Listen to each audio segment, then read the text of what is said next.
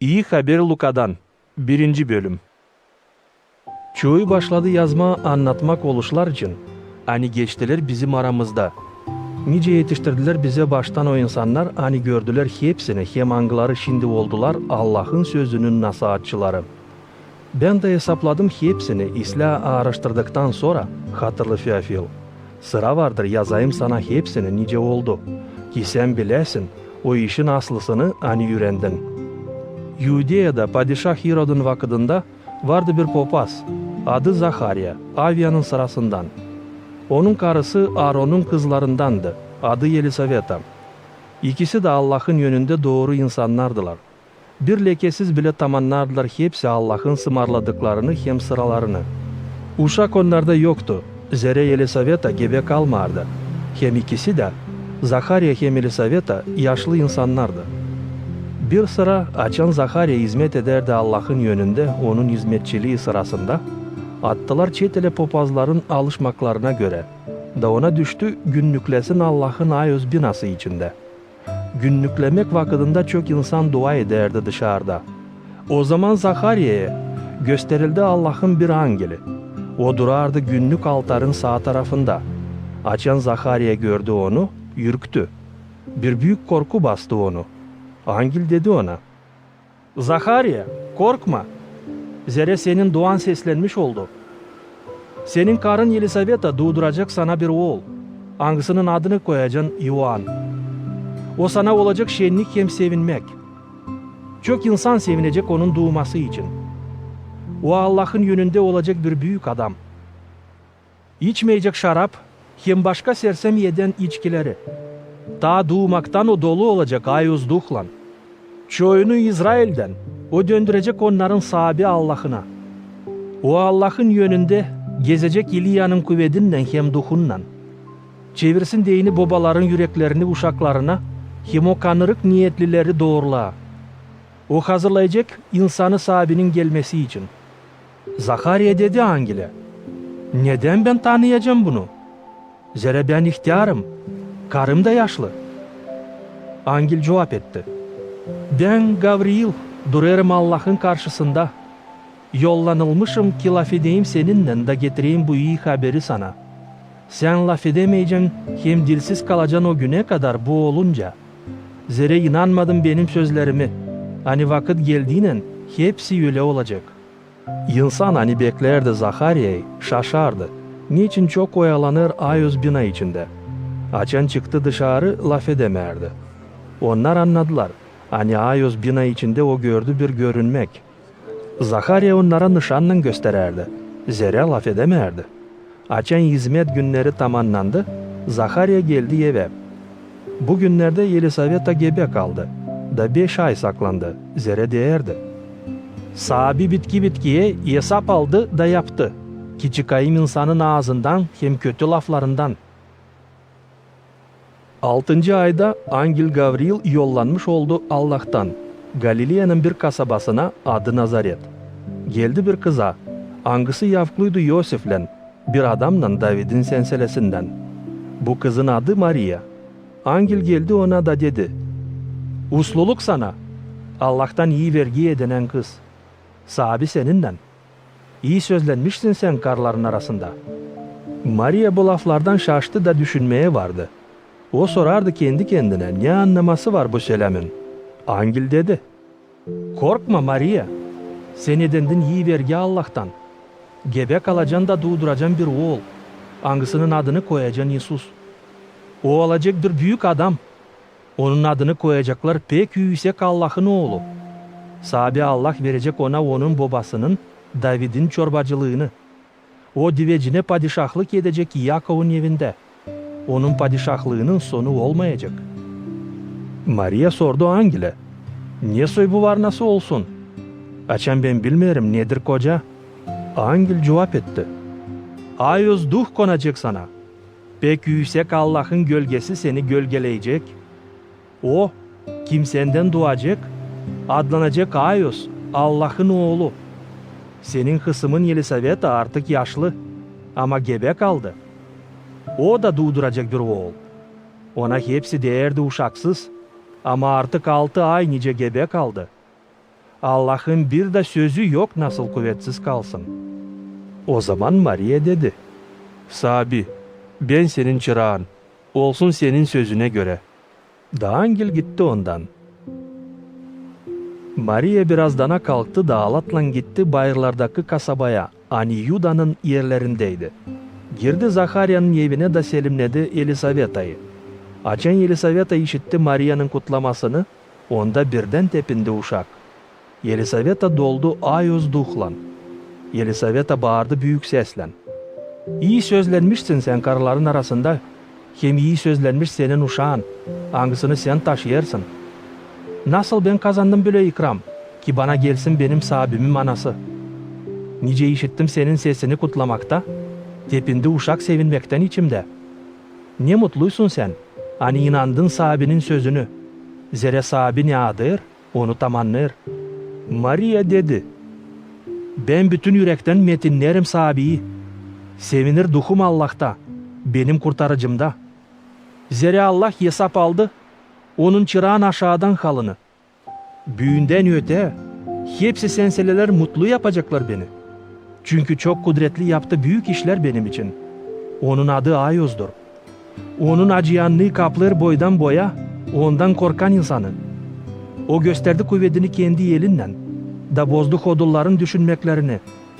Devirdi o kavileri çorbacılık skemnelerinden, da kaldırdı aşağı haldan insanı.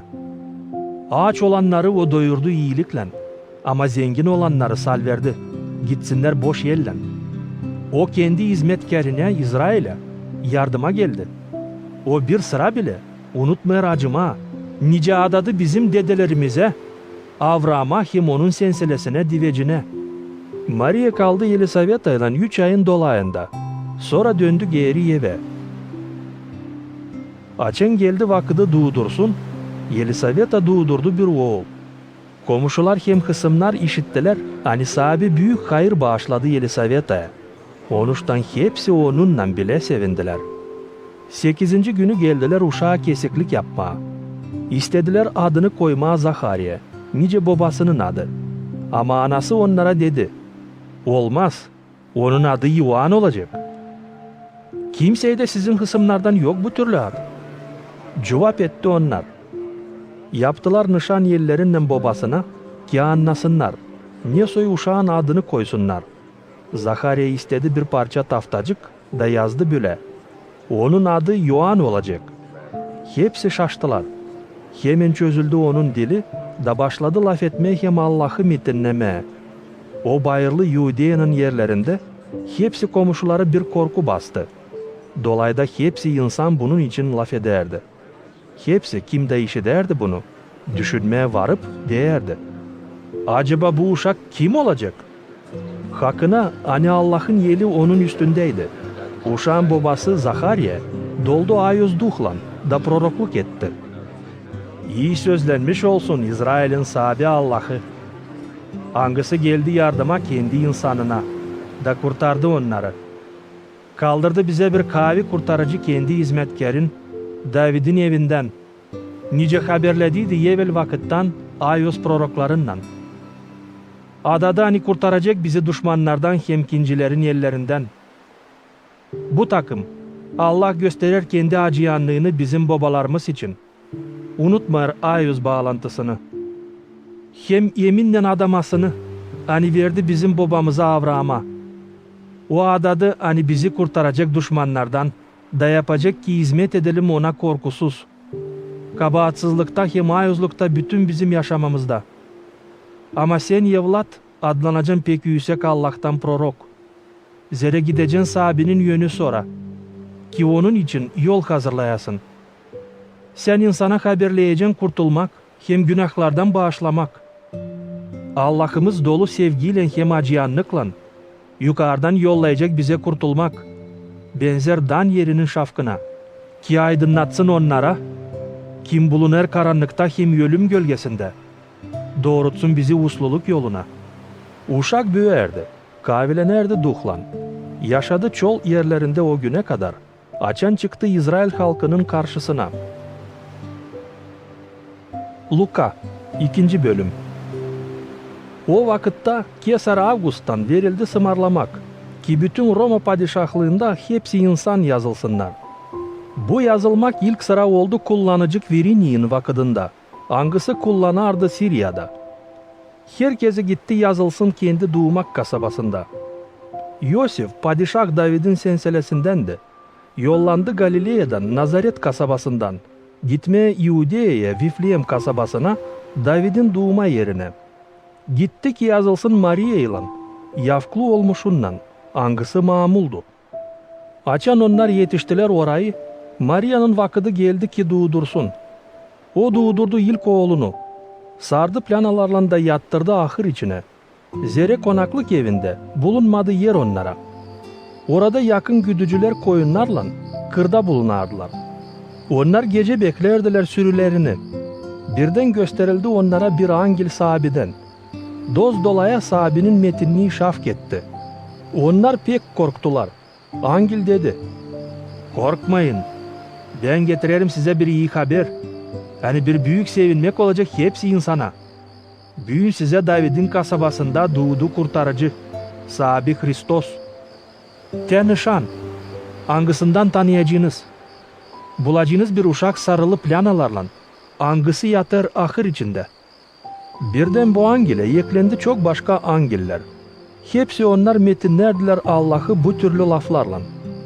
Metinlik Allah'a yüksek göklerde, yerde usluluk Allah'ı beğendiren insana.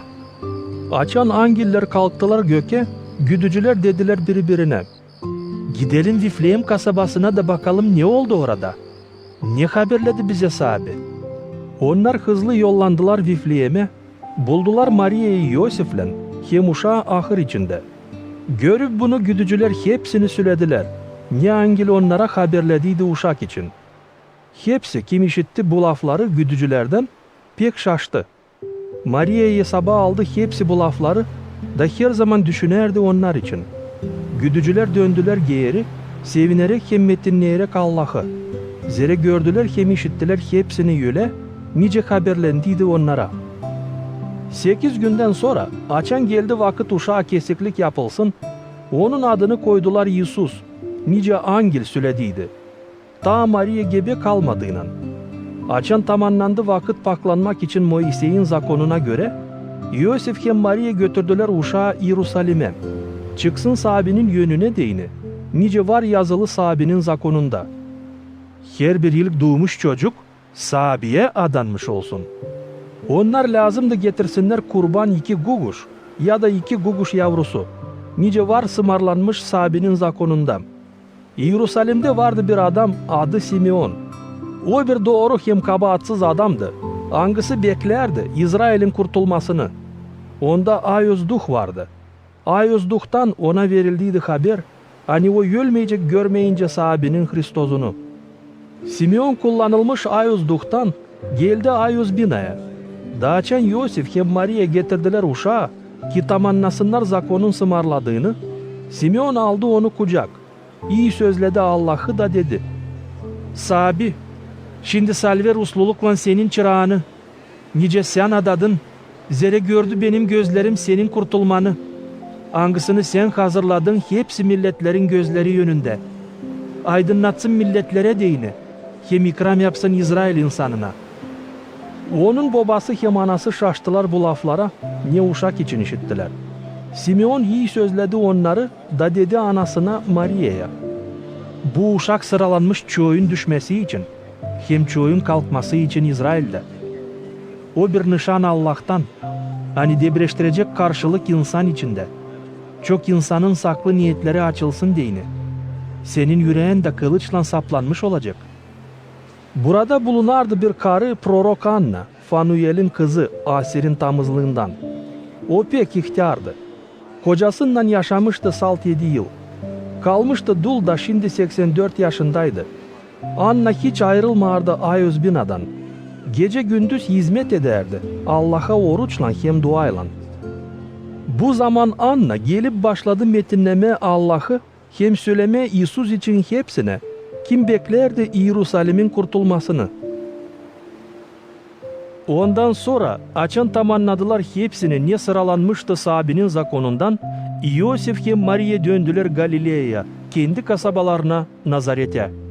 Ama uşak büyüerdi, kavilenerdi hem ariflenerdi gün günden. Allah'tan hayır onun üstündeydi. Yesus'un babası hem anası her yılın Paskelle yortusunda giderdiler Yerusalim'e. Açan Yesus tamamladı 12 yaşını, gitti adete göre onlarla yortuya. Açan geçti yortu günleri, da onlar dönerdiler geri eve. Yesus kaldı Yerusalim'de. Ama babası hem anası bunu bilmediler. Sandılar hani o kafadarlarla beraber yolda. Açan gittiler bir günlük yol, çekettiler arama onu hısımların hem kafadarların arasında. Ama bulamadılar. Yosif hem Maria döndüler geri Yerusalim'e. Arasınlar onu dini. 3. günü buldular onu Ayos bina içinde. O yöneticilerin arasında oturup seslerdi hem soruş koyardı. Hepsi kim seslerdi onu. Şaşardı onun arifliğine hem cevaplarına. Babası hem anası açan gördüler onu, daptur geldiler. O zaman anası dedi, "Oğlum, niçin bunu yaptın bize? Baban hem ben kahırla ararız seni." O dedi, "Niçin beni aradınız? Ne bilmersiniz mi? Yani ben lazım olayım benim babamın evinde." Ama onlar anlamadılar onun laflarını. Sonra o döndü onlarla beraber geri Nazaret'e da sesledi onları. Anası hepsi bunları tuttu aklında. Yesus boyla büyüerdi, ariflenerdi da gittikçe kendini beğendirerdi Allah'a hem insana. Luka 3. bölüm. Padişah Tiveri Kesar'ın 15. çorbacılık yılında Ponti Pilat kullanıcıydı Yudea'da. Irod Galilea'nın kullanıcısıydı. Filip, Irod'un kardeşi, kullanıcıydı Ituriye hem Trahanit yerlerinde. Lisani kullanıcıydı Avilini yerlerinde. Annan hem Kayafa başpopazdılar. O vakit Allah laf etti Yohan'a, Zaharya'nın oğluna, hangisi yaşardı çollukta. Yohan gitti Yordan suyun dolay yerlerine, nasihat ederek, hani insan lazım dönsün günahlarından Allah'a hem vatiz olsun ki bağışlanmak edensin. Bu oldu nice yazılıydı prorok İsa'nın ki adında. Bağıranın sesi çol yerde işidiler. Sahabiye yolu hazırlayın. Yolcağızları uzladın. Her bir oyuk doldurulsun. Yükseklik alçaldılsın. İri yollar uzladılsın. Hem çukurlu yollar düzledilsin. Hepsi insan anlasın Allah'tan kurtulmayı. Yohan danıştı insanlara, angıları gelerdi vatiz olsunlar. Onlara deyip, "Yılan yavruları, kim üretti sizi kaçasınız Allah'ın gelir öfkesinden? Yapınız yakışıklı meyve, görünsün hani döndünüz Allah'a günahlarınızdan. Da boşuna düşünmeyin deyip bizim babamız Avraham. Zere söylerim size. Hani Allah bu taşlardan var nasıl yapsın uşak Avrahama.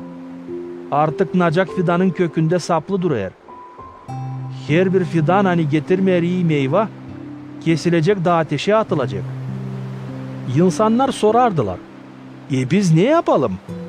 O cevap etti, "Kimde var 2 ruba, paylaşsın onunla, kimde hiç yok. Hep öyle yapsın o da, kimde yemeğlik var." Geldi harççılar, vatiz olsunlar diyeni da sordular, "Yüretici, biz ne yapalım?" O cevap etti, "İstemeyin taziyede harç ondan kare, ne size sımarlanmış." Askerlerden kimisi sordular, Biz ne yapalım?" O cevap etti, "Kimseyden bir şey almayın korkutmakla, kimseyi yalan laflarla kabahatlandırmayın. Şükür olun ödeyenize." İnsan çünkü beklerdi gelsin Hristos, hepsi düşünerdi Yohan için. Acaba o değil mi Hristos? Yohan cevap etti hepsine, "Ben sizi suyla vatiz ederim. Ama benim ardıma gelir o, kim takavi benden. Ben değilim yakışıklı çözmeye onun ayakkabılarının tasmalarını. O sizi Ayos duhla hem ateşle vatiz edecek. Onun elinde kürek, o paklayacak tınazını. Bu odayı toplayacak ambara, ama plavayı yakacak sürünmez ateşte. Bu türlü nasihat ederdi Yoğan iyi haberi hem verirdi çok başka nasihatlar da. Yoğan takazaladı Irod Bey'i o betere. Hani o aldı kendine kendi kardeşinin Filip'in karısını Irodiada'yı. Hem hepsi başka kötü işleri içinde. Bunun için Irod kapadı Yoğan'ı zindana. Hepsi insandan sonra İsus da vatiz oldu. O dua ederken açıldı gök. Ayuz duh indi. Görüner guguş teni gibi onun üstüne. Gökten işitildi bir ses. Hani dedi: "Sensin benim sevgili oğlum. Sen de benim isleyliğim." Açan İsus çeketti insanı üretmeye o bir 30 yaşındaydı. Nice insan sayardı. O Yosif'in oğlu, İlli'nin oğlu, Matfat'ın oğlu, Levi'nin oğlu, Melchi'nin oğlu, Yanna'nın oğlu, Yosif'in oğlu, Mattafya'nın oğlu, Amos'un oğlu, Naum'un oğlu, Esli'nin oğlu, Naggi'nin oğlu, Maaf'ın oğlu, Mattafya'nın oğlu, Semey'in oğlu, Yosik'in oğlu, Yoda'nın oğlu, Yuana'nın oğlu, Risa'nın oğlu, Zorovavel'in oğlu, Salafiyel'in oğlu, Niri'nin oğlu, Melchi'nin oğlu, Addi'nin oğlu, Kosam'ın oğlu, Yelmadam'ın oğlu, İr'in oğlu, İsus'un oğlu, Eliezer'in oğlu, Yorim'in oğlu, Matfat'ın oğlu, Levi'nin oğlu, Simeon'un oğlu, İuda'nın oğlu, Yosif'in oğlu, Yonam'ın oğlu, Eliakim'in oğlu, Melia'nın oğlu, Menna'nın oğlu, Mattafa'nın oğlu, Nafan'ın oğlu, David'in oğlu, İyesey'in oğlu, Ovid'in oğlu, Vooz'un oğlu, Sala'nın oğlu, Naason'un oğlu, Aminadav'ın oğlu, Admin'in oğlu, Arni'nin oğlu, Yesrom'un oğlu, Fares'in oğlu, İyuda'nın oğlu, İyakov'un oğlu, İshak'ın oğlu, Avram'ın oğlu, Fara'nın oğlu, Nahor'un oğlu, Seruh'un oğlu, Ragav'ın oğlu, Falek'in oğlu, Yever'in oğlu, Sala'nın oğlu, Kaynan'ın oğlu, Arfaksad'ın oğlu, Sim'in oğlu, Noy'un oğlu, Lameh'in oğlu, Mafusala'nın oğlu, Yenoh'un oğlu, Yaret'in oğlu, Maleleil'in oğlu, Kaynan'ın oğlu, Yenos'un oğlu, Sif'in oğlu, Adam'ın oğlu, Allah'ın oğlu. Luka 4. bölüm. İsus dolu ayız duhlan döndü Iordan'dan da duh götürdü onu çol yere. Orada denenmiş oldu diavoldan 40 gün. Bir şey yemedi o günlerde. Sonda acıktı.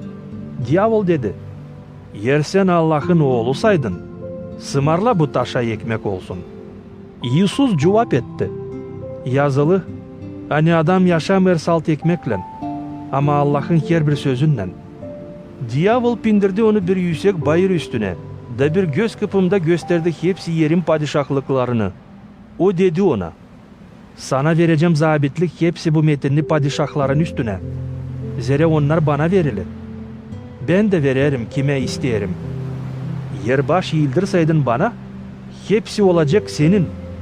İsus cevap etti: "Çekil benden şeytan. Zere var yazılı, baş yıl senin sabi Allah'ına, hem salt ona hizmet et." Ondan sonra diavol götürdü onu Yerusalim'e, koydu ayız binanın saçağına da dedi: "Yersen Allah'ın oğlusaydın, atıl buradan yere. Zere yazılı, Allah kendi angillerine sımarlayacak, seni korusunlar. Hem seni kucak alacaklar urulmayasın ayağından bir taşa." İsus cevap etti: "Söylendi, deneme senin sabi Allah'ını." Açan diavol onu her türlü denedi, sonra gitti ondan bir parça vakıda. İsus ayız duhun kuvvetinden döndü Galilea'ya. Haber onun için dağıldı hepsi dolay yerlere. O yürederdi insanı onların sinagogalarında. Hepsi onu metinlerdi. İsus geldi Nazaret kasabasına. Nerede büyüdüydü. Kendi alışmasına göre cumartesi günü girdi sinagoga içine de kalktı okusun. Ona verdiler prorok İsa'nın kağıdını. O açtı kağıdı da buldu o yeri, nerede var yazılı. Sahabenin duhu benim üstümde. O yağladı beni, iyi haber götüreyim fukaralara. Yolladı beni. Alıştırayım o falanık yüreklileri. Nasihat edeyim esirlikte olanlara serbestlik.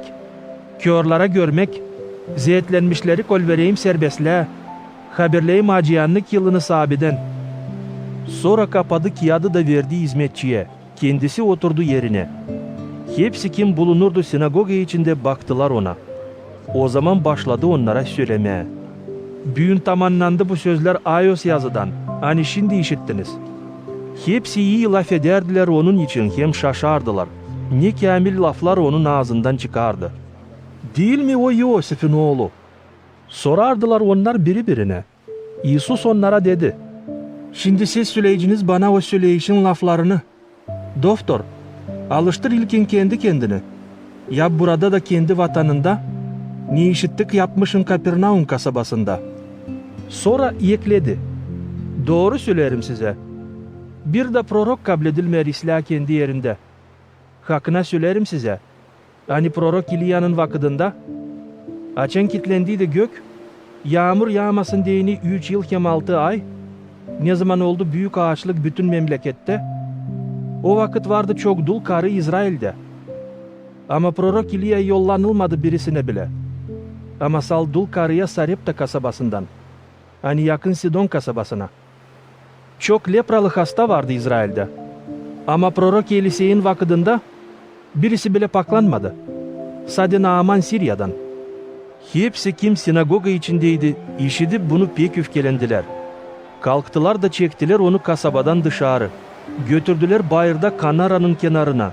Nerede onların kasabası yerleşikti. Ki atsınlar onu dipsizliğe. Ama İsus geçti onların arasından da gitti. Bundan sonra İsus gitti Kapernaum kasabasına, Galileya tarafına. Orada insanı yürederdi cumartesi günü. Onlar şaşardılar onun yürütmesine. Zere o laf ederdi büyük zabitlikle. Sinagoga içinde vardı bir adam. Angısında vardı fena duh. Bu adam bağırdı büyük sesle. Bırak bizi. Ne istersin bizden Nazaretli İsus? Geldin bizi telef etmeye. Bilirim kimsin sen. Sen Allah hayuzuysun. Ama İsus da kazaladı onu da dedi. Sus, da çık bu adamdan dışarı. Fena duh vurdu adamı yere insan arasında. Da sonra çıktı dışarı ondan. Yapmadı bir de zarar bile ona. Hepsi şaştılar da laf ederdiler birbirinden. Nedir bu? O fena duhlara zabitlikle hem kuvvetle sımarlar. Da onlar onu sesler. İsus için haber dağıldı hepsi dolay yerlere. Çıkıp sinagogadan İsus geldi Simon'un evine. Simon'un kaynanası hastaydı sıtmadan. Onuştan İsus'a yalvardılar yardım etsin. İsus eğilip ona azarladı hastalığı da sıtma karıyı bıraktı. Karı çabuk kalktı da başladı hizmet etmeye onlara. Gün kavuşmasından sonra hepsi kimde vardı hasta olanlar her türlü ağrılarla getirerdiler İsus'a da o koyup ellerini her bir hasta üstüne alıştırardı onları. Çoğundan çıkardı fena duhlar, angıları bağırardılar. Sensin Hristos, Allah'ın oğlu. Ama o azarlardı onları, da bırakmardı söylesinler. Zere onlar bilerdiler, hani o Hristos. Açan aydınlanma başladı, İsus çıktı da gitti bir sapa yere. İnsan ağırardı onu, da bulup tutardılar gitmesin diyeni onlardan. Ama İsus dedi onlara, lazım başka kasabalarda da nasihat edeyim Allah'ın padişahlığının iyi haberini. Zere bunun için Allah yolladı beni. O nasihat ederdi Yudeya'nın sinagogalarında. Luka 5. bölüm. Bir sıra açan İsus bulunardı Genisaret gölünün boyunda. İnsan sıkışıp sokulardı ona, işitsin Allah'ın sözünü deyini. İsus gördü 2 kayık su üstünde. Balıkçılar çıkmıştılar kenara da yıkardılar süzmelerini. İsus bindi bu kayıklardan birisine, hani Simon'undu. Yalvardı biraz itirsinler kayığı kenardan su içine. Sonra oturdu da oradan yürederdi insanı. Açan bitirdi yüretmeye insanı, dedi Simon'a. Yüz daha derine, dağıtın süzmeleri balık tutmaya. Simon cevap etti ona. Üretici, biz savaştık bütün gece de bir şey tutamadık. Ama senin lafına göre atarım süzmeleri su içine. Açan attılar süzmeleri, onlar tuttular öyle çok balık. Hani süzmeler başladıydılar kopmaya. Yaptılar nişan kafadarlarına, angları öbür kayıktaydılar. Gelsinler yardıma. Onlar geldiler. Doldurdular ikisini de kayıkları öyle çok balıkla. Hani kayıklar batmaya başladıydılar. Açan gördü bunları Simon Petri. Düştü İsus'un ayaklarına da dedi. Sabi, git benden. Zere ben günahkarım. O hem hepsi kim onunla beraberdi. Şaştılar bu balık tutmasına. Hep bu türlü oldu Yakov'la hem Yohan'la, Zevede'nin oğullarından, hani Simon'un kafadarlarıydılar. O zaman İsus dedi Simon'a, korkma, büyünden sonra adam tutan olacaksın. Çıkardılar iki kayığı kenara, bıraktılar hepsini, da gittiler İsus'un ardına. İsus bulunardı kasabaların birisinde, da bir lepralı adam görüp İsus'u, düştü yüzü koyunu yere da yalvardı. Sabi, yer isterseydin, var nasıl beni paklayasın. İsus uzattı elini, değdi ona da dedi, İsterim, paklan. Hemen lepra onu bıraktı. İsus sımarladı ona söylemesin kimseye. İsus dedi, git da gösteril papaza. Kendi paklanman için getir kurban. Nice Moisey sıraladı, ki şahatlık olsun insana. İsus için haber gittikçe daha çok dağılardı. İnsanlar sürü sürü gelerdiler ona. Seslesinler hem hastalıklarından alıştırılsınlar diyeni. Ama İsus giderdi sapa yerlere da orada dua ederdi. Bir günü açan İsus yürederdi insanı. Fariseyler hem zakon yürütecileri, hani geldiydiler Galilea'nın hem Yudea'nın hepsi dolay köylerinden hem Yerusalim'den durardılar orada. Sahabinin kuvveti onunlandı, insanı alıştırma diyeni. Birkaç adam getirdiler pat üstünde bir kötürüm hastayı, da savaştılar onu sokmaya hiç yanına, İsus'un yönüne koysunlar diyeni. Çünkü bulamadılar nasıl soksunlar onu yev içine kalabalık beterine. Bindiler yevin yörtüsüne de keremetler arasından salverdiler hastayı döşek üstünde orta yere, İsus'un yönüne. İsus görüp onların inanını, dedi kötürüm adama, günahlarım bağışlandı. Bilgiçler hem fariseyler başladılar düşünmeye kendi kendilerine. Kimdir bu? Hani Allah'ı kötüleyer. Kim Allah'tan kare? Var nasıl günahları bağışlasın.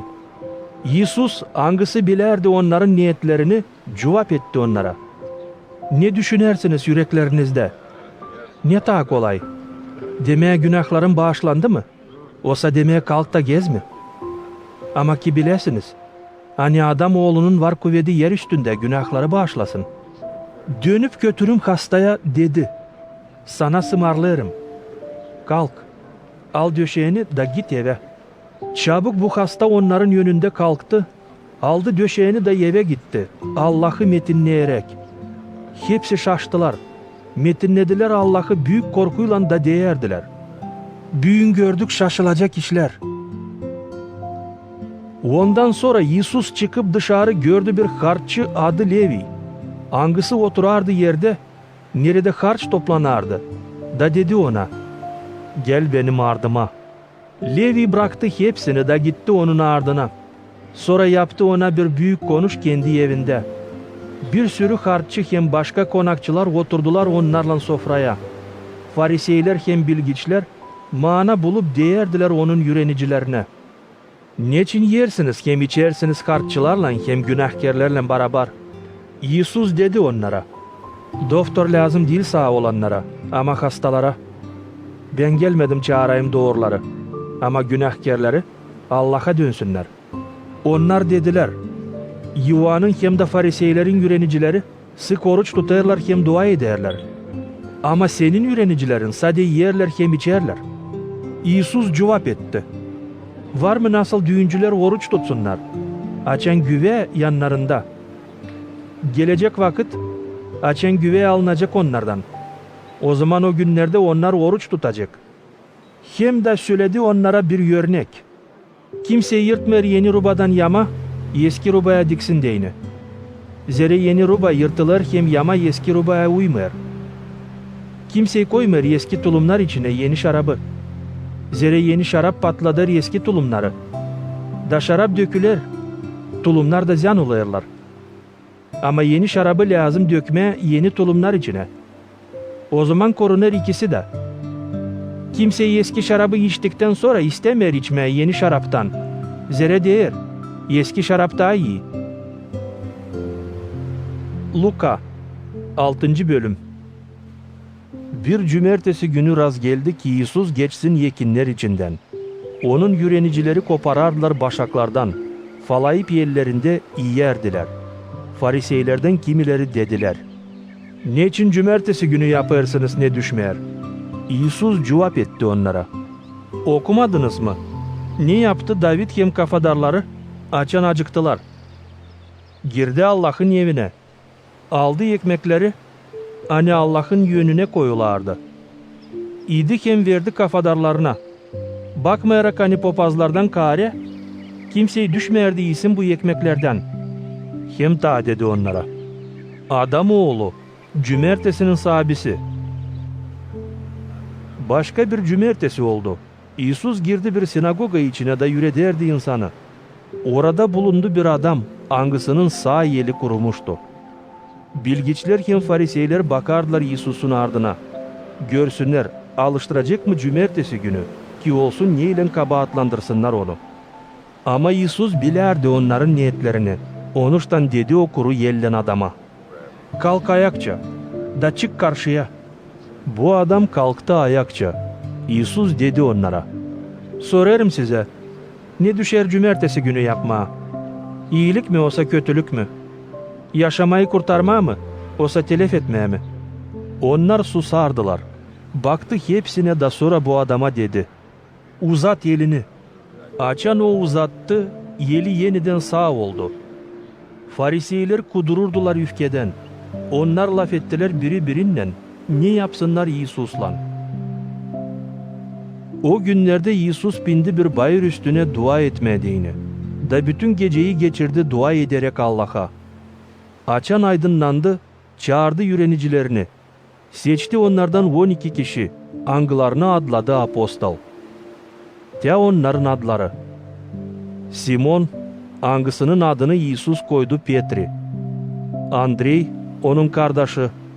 İyakov, Ioan, Filip, Varfolomey, Matfey, Foma, İyakov, Alfey'in oğlu, Simon adlanmış Zilot, İyuda, İyakov'un oğlu, hem Yuda İskariot, angısı sattı İsus'u.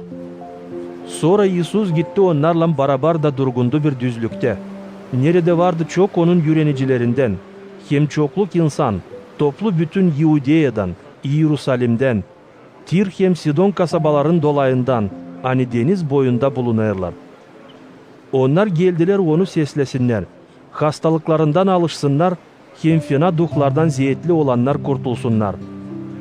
Hepsi insan bakardı değilsin ona, zere ondan çıkardı bir büyük kuvvet, da hepsini alıştırardı.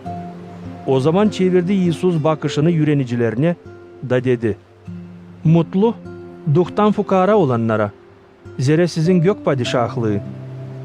Mutlu size, şimdi aç olanlar, zere siz doyunacağınız.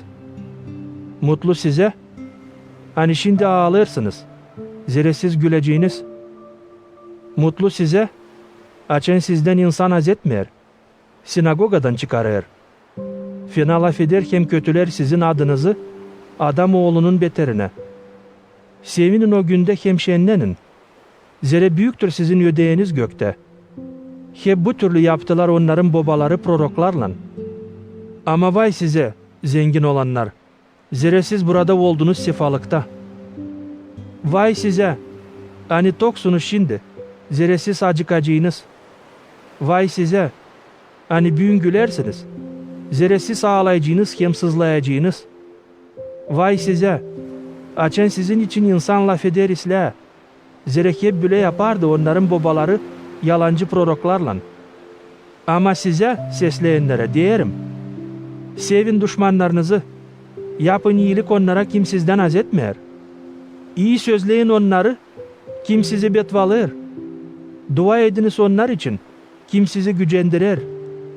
Uğrarsaydı bir kimseyi senin bir yanağına, çevir ona öbür yanağını da. Zorlanalarsaydı bir kimseyi yüz turbanı, bırak alsın gölmeyeni de.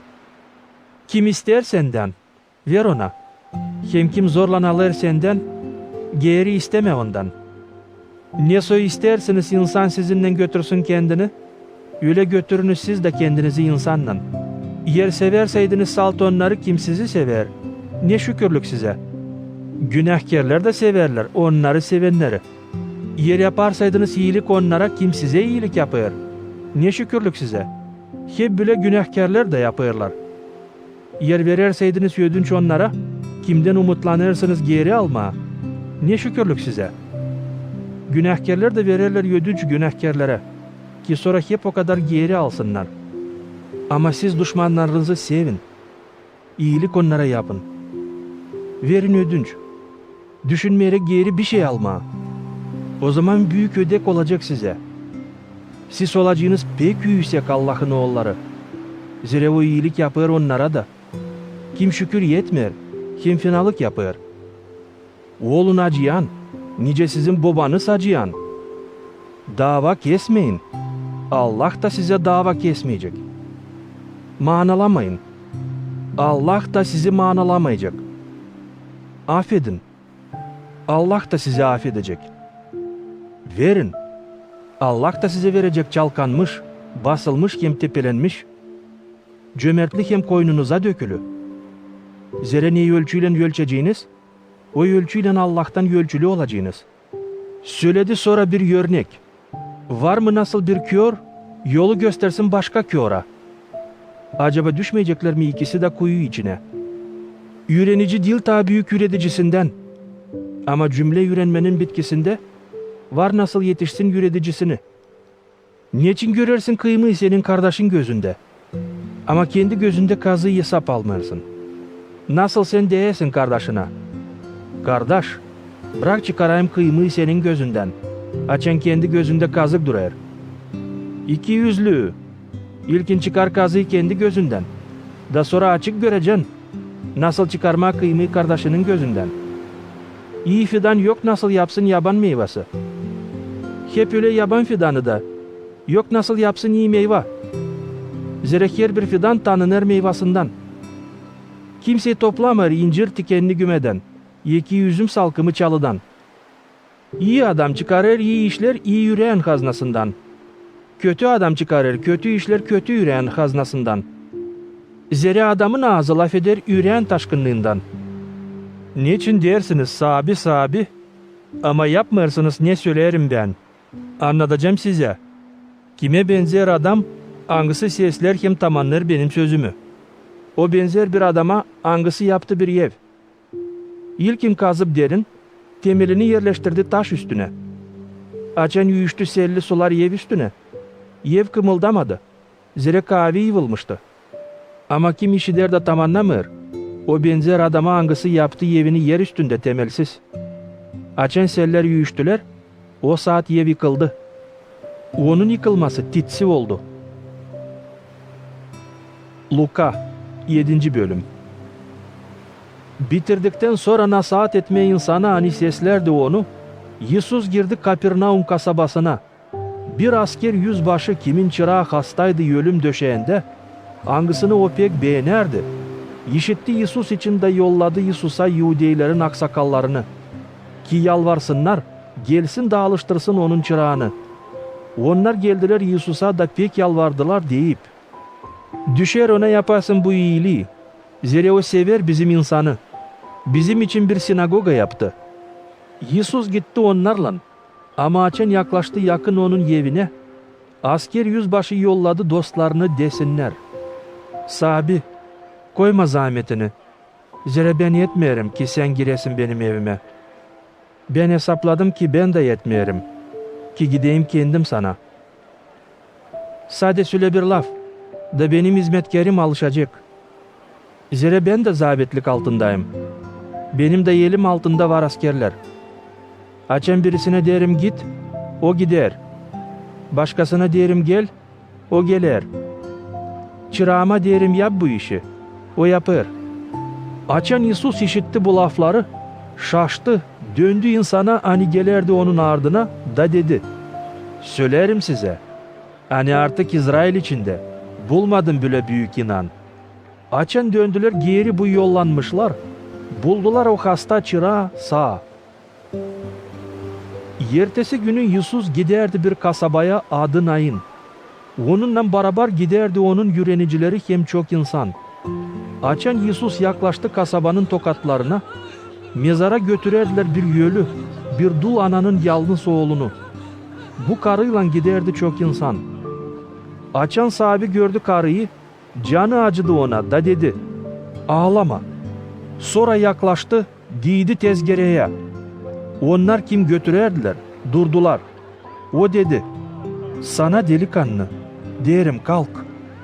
Yölü oturdu da başladı laf etmeye. Isus verdi onu anasına. Hepsi korktular da Allah'ı metinlediler deyip: Büyük prorok kalktı aramızda. Hem Allah kendi geldi onun insanına. Haber Isus için dağıldı bütün Yahudiye'de hem dolayda. Yuan vatiz edicinin yürenicileri hepsini bunları söylediler Yuan'a. Yuan çağırdı yürenicilerin ikisini da yolladı Isus'a ki sorsunlar ona: Sensin mi o kim lazım gelsin? Oysa başkasını mı bekleyelim? Yüreniciler geldiler Isus'a da dediler: Yuan vatiz edici yolladı bizi sana soralım. Sensin mi o kim lazım gelsin? Oysa başkasını mı bekleyelim? O vakit Isus alıştırardı çok hastaları türlü dertlerden, hastalıklardan hem fena duhlardan. Çok körlerin açardı gözlerini. O cevap etti onlara diyerek: Gidin söyleyin Yuan'a, ne görersiniz hem ne işitersiniz? Körler görer, topallar gezer, lepralılar paklanır, sağırlar işiter, ölüler diriler, fukaralara iyi haber nasihat olur. Mutlu o, kimin için ben köstek olmayacağım. Açan gittiler Yuan'ın yollanmışları. Isus başladı söylemeye insana Yuan için: Ne çıktınız görmeye yolda? Bir saz mı hani rüzgardan sallanır? Ne çıktınız görmeye? Bir adamı mı yumuşak rubayla giyimli? Kim giyimli donak rubayla hem sefalıkta yaşar? Onlar padişah binalarında. Ne çıktınız görmeye? Bir prorok mu? Aslı, hem derim size, hani o daha büyük ne kadar bir prorok. Odur, kimin için yazılı? Ben yollarım habercimi senin yönün sonra. Hangisi hazırlayacak yol sana? Söylerim size, hani onlardan kim karıdan doğdu? Yok başka bir kimseyi daha büyük, Yuan vatiz ediciden. Hep o kadar en küçüğü, gök padişahlığında daha büyük ondan. Hepsi insan kim işitti? Artık karçılar da anladılar Allah'ın doğruluğunu. Çünkü kabul ettiydiler Yuan'ın vaatizliğini. Ama Fariseyler hem zakon yürüticileri bastılar Allah'ın istediğini onlar için. Zere vaatiz olmadılar ondan. Isus dedi: Kime benzedeyim bu boy insanı? Kime benzer onlar? Onlar benzerler uşaklara, angıları otururlar meydanda da bağırırlar biri birine: Çaldık size kavallan, oynamadınız. Çaldık size gamlı türkü, ağlamadınız. Geldi Yuan vatiz edici. Ne ekmek yerdi, ne şarap içerdi. Dersiniz, onda var fena duh. Geldi adam oğlu. Yer hem içer. Dersiniz, hobur hem içkici. Harççıların hem günahkarların dostu. Ama kim arifliğin uşağı, o bunu doğrudur. Bir Farisey teklif etti Isus'u sofraya gelsin onun evine. Isus girdi Farisey'in evine da oturdu sofraya. Bir günahkar karı kasabadan anladı. Hani o konaklanır Farisey'in evinde. Da getirdi bir ak mermer kap içinde pahalı kokuluğu. O durardı Isus'un ardında, ayaklarında. Dağlardı ıslayıp Isus'un ayaklarını kendi yaşlarından, hem silip saçlarından öperdi hem kokulardı. Açan bunu gördü Farisey, Angısı buyur ettiydi Yesus'u, dedi kendi kendine.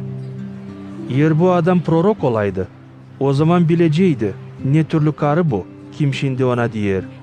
Zira o bir günahkar. Yesus lafı alıp dedi. Simon, söyleyeceğim sana bir şey. Söyle üretici. Dedi Farisey. Yesus dedi. Bir zengin adama borçluydu 2 kişi. Birisi 500 dinar, öbürü de 50. Çünkü yoktu neyle ödesinler, zengin olan affetti ikisini de. Şimdi söyle, hangisi onu daha çok sevecek? Simon cevap etti. Sanırım o kime daha çok affetti. Doğru cevap ettin. Dedi Yesus. Sonra döndü bu karıya da dedi Simon'a. Görersin mi bu karıyı? Geldim senin evine de sen dökmedin bana su ayaklarımı yıkama. Ama o ısladı ayaklarımı yaşlarından, hem sildi başından saçlarından. Sen öpüş vermedin bana. Ama o ne zamandan girdim, durgun ver öpme ayaklarımı. Başımı yağlamadın zeytin yağından. Ama o yağladı ayaklarımı kokulu yağlan. Onun için söylerim sana. Çünkü onun çok günahları affedildi. Onuştan çok sevdi. Zira kime az affediler, o az da sever. Sonra dedi bu karıya, affedildi senin günahların. Onlar kim oturdular onunla sofrada, başladılar laf etmeye birbirinden. Kimdir bu? Hangisi affeder günahları? Yesus dedi karıya, senin inanın seni kurtardı. Git uslulukla eve. Luka 8. bölüm. Bundan sonra Yesus gezerdi kasabadan kasabaya hem köyden köye. Dana saat ederdi hem haberlerdi iyi haberi Allah'ın padişahlığı için 12 öğrenicisinden beraber. Onunla vardı birkaç karı da. Angılarını o kurtardıydı fena duhlardan hem dertlerinden. Maria Magdalena angısından çıkardı 7 fena duh. Yuana, Huza'nın karısı Anirod'un evini kullanardı. Susanna hem başkaları. Onlar yardım ederdiler neyle vardı kolaylıkları. Açan toplandı çok insan gelmek her bir kasabadan. Yesus söyledi böyle bir örnek. Ekici çıktı tohum ekmeye. Açan ekerdi. Tohumlardan birazı düştü yol boyuna. Onlar çiğnendi ayakların altında. Hem gök kuşları yediler onları. Başka tohumlar taşlar üstüne düştüler. Açan filizlendiler, tez kurudular. Zira yoktu nereden nemlik çeksinler. Daha başka tohumlar çalılar içine düştüler. Çalılar büyüdüler onlarla beraber, da boğulttular filizleri. Ama kalan tohumlar iyi toprağa düştüler. Onlar büyüdüler, da getirdiler 100 katına bereket. Bu örneği söyledikten sonra Yesus büyük sesle dedi. Kimin var kulağı işitmeye değini, koy işitsin. Onun öğrenicileri sordular. Ne anlaması var bu örneğin? O cevap etti. Size verildi, anlayasınız Allah'ın padişahlığının saklılıklarını. Ama kalanına söylenir örneklerle.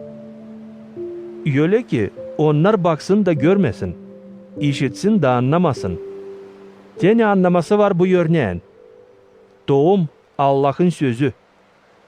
Tohumlar hani düştüler yol boyuna. Onlardır kim işider sözü.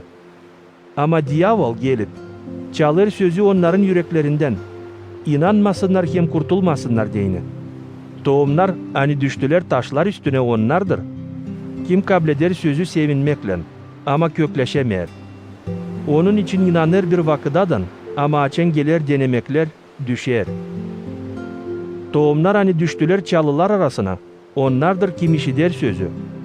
Ama yollarında giderken yaşamanın kahırlarından, zenginliğinden, mayıllığından buğulayırlar da bereket vermeyerler. Tohumlar hani düştüler iyi toprağa onlar, kim işidip sözü koyar iyi hem temiz yüreğine da getirir bereket sabırlıkta. Söyleyip bunu o dedi. Kimin var kulağı işitmeye değini, koy işitsin. Kimseyi tutuşturmayır şafkı ki koysun onu kap altına, iyi ki pat altına. Ama koyar kandillik üstüne. Ki onlar kim girer görsünler aydınlığı. Zira yok bir şey saklı hani açılmasın. Hem yok bir şey örtülü, hani yüze çıkmasın, da aydınlıkta görünmesin. Bakın nice seslersiniz. Zere kimde var, ona daha çok verilecek. Ama kimde yok, ondan alınacak ne sanır hani var onda. Yesus'un anası hem kardeşleri geldiler ona. Ama yaklaşamadılar ona kalabalık beterine. Bir kimsey dedi Yesus'a, senin anan hem kardeşlerin dışarıda durup isterler seninle görüşmeye. Ama Yesus cevap etti. Benim anam hem kardeşlerim onlar, kimsesler hem tamanlar Allah'ın sözünü. Bir gün Yesus bindi bir kayık içine yürüyenicilerle beraber da dedi onlara, geçelim gölün öte yanına. Onlar yollandılar. Kayıkla yüzerken Yesus uyudu. Göl üstünde öyle bir keskin rüzgar esmeye başladı. Hani doldururdu kayığı suyla. Hepsi bir büyük katada bulunardı. Yaklaştılar Yesus'a, uyandırdılar onu da dediler, üretici, kaybeleriz. Yesus uyandı, azarladı rüzgarı hem kabaran dalgaları. Onlar uslandılar da bir sus oldu. Sonra dedi öğrenicilerine, ne anda inanınız? Dolu korkuyla şaşarak onlar birbirine değerdiler. Kimdir bu? Kim sımarlar artık rüzgara hem dalgalara? Da onlar onu seslerler. Geldiler kayıkla Gerasa yerlerine, hani Galilea'ya karşı. Açan Yesus indi kenara, ona karşı çıktı bir adam kasabadan, fena duhlardan tutulmuş. Çok vakitten beri giymerdi ruba. Yaşamardı evde ama mezar lağımları içinde. Görüp Yesus'u bir keskin sesle bağırdı da düştü onun yönünde. Bir büyük sesle deyip, neyin var benimle Yesus? Peki yüksek Allah'ın oğlu. Yalvarırım, zeyetleme beni. Yesus sımarladıydı fena duh çıksın bu adamdan. Zehre zaplamıştı onu çok vakitten beri. İnsanlar onu tutardılar bağlı zincirlerle hem halkalarla ki beklesinler. Ama o koparardı zincirleri hem halkaları. Da fena duh kovalardı onu çol yerlere. Yesus sordu ona, ne soy senin adın? O cevap etti, Legion. Zere onda vardı çok fena duh. Fena duhlar Yesus'a yalvarardılar ki sımarlamasın gitsinler dipsizliğe.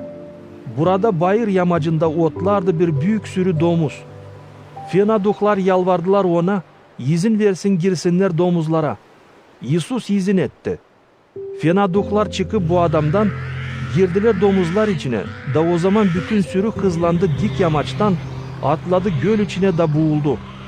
Açan domuzçular gördüler ne oldu, kaçtılar da haberlediler kasabada hem köylerde. İnsan çıktı görsün ne oldu.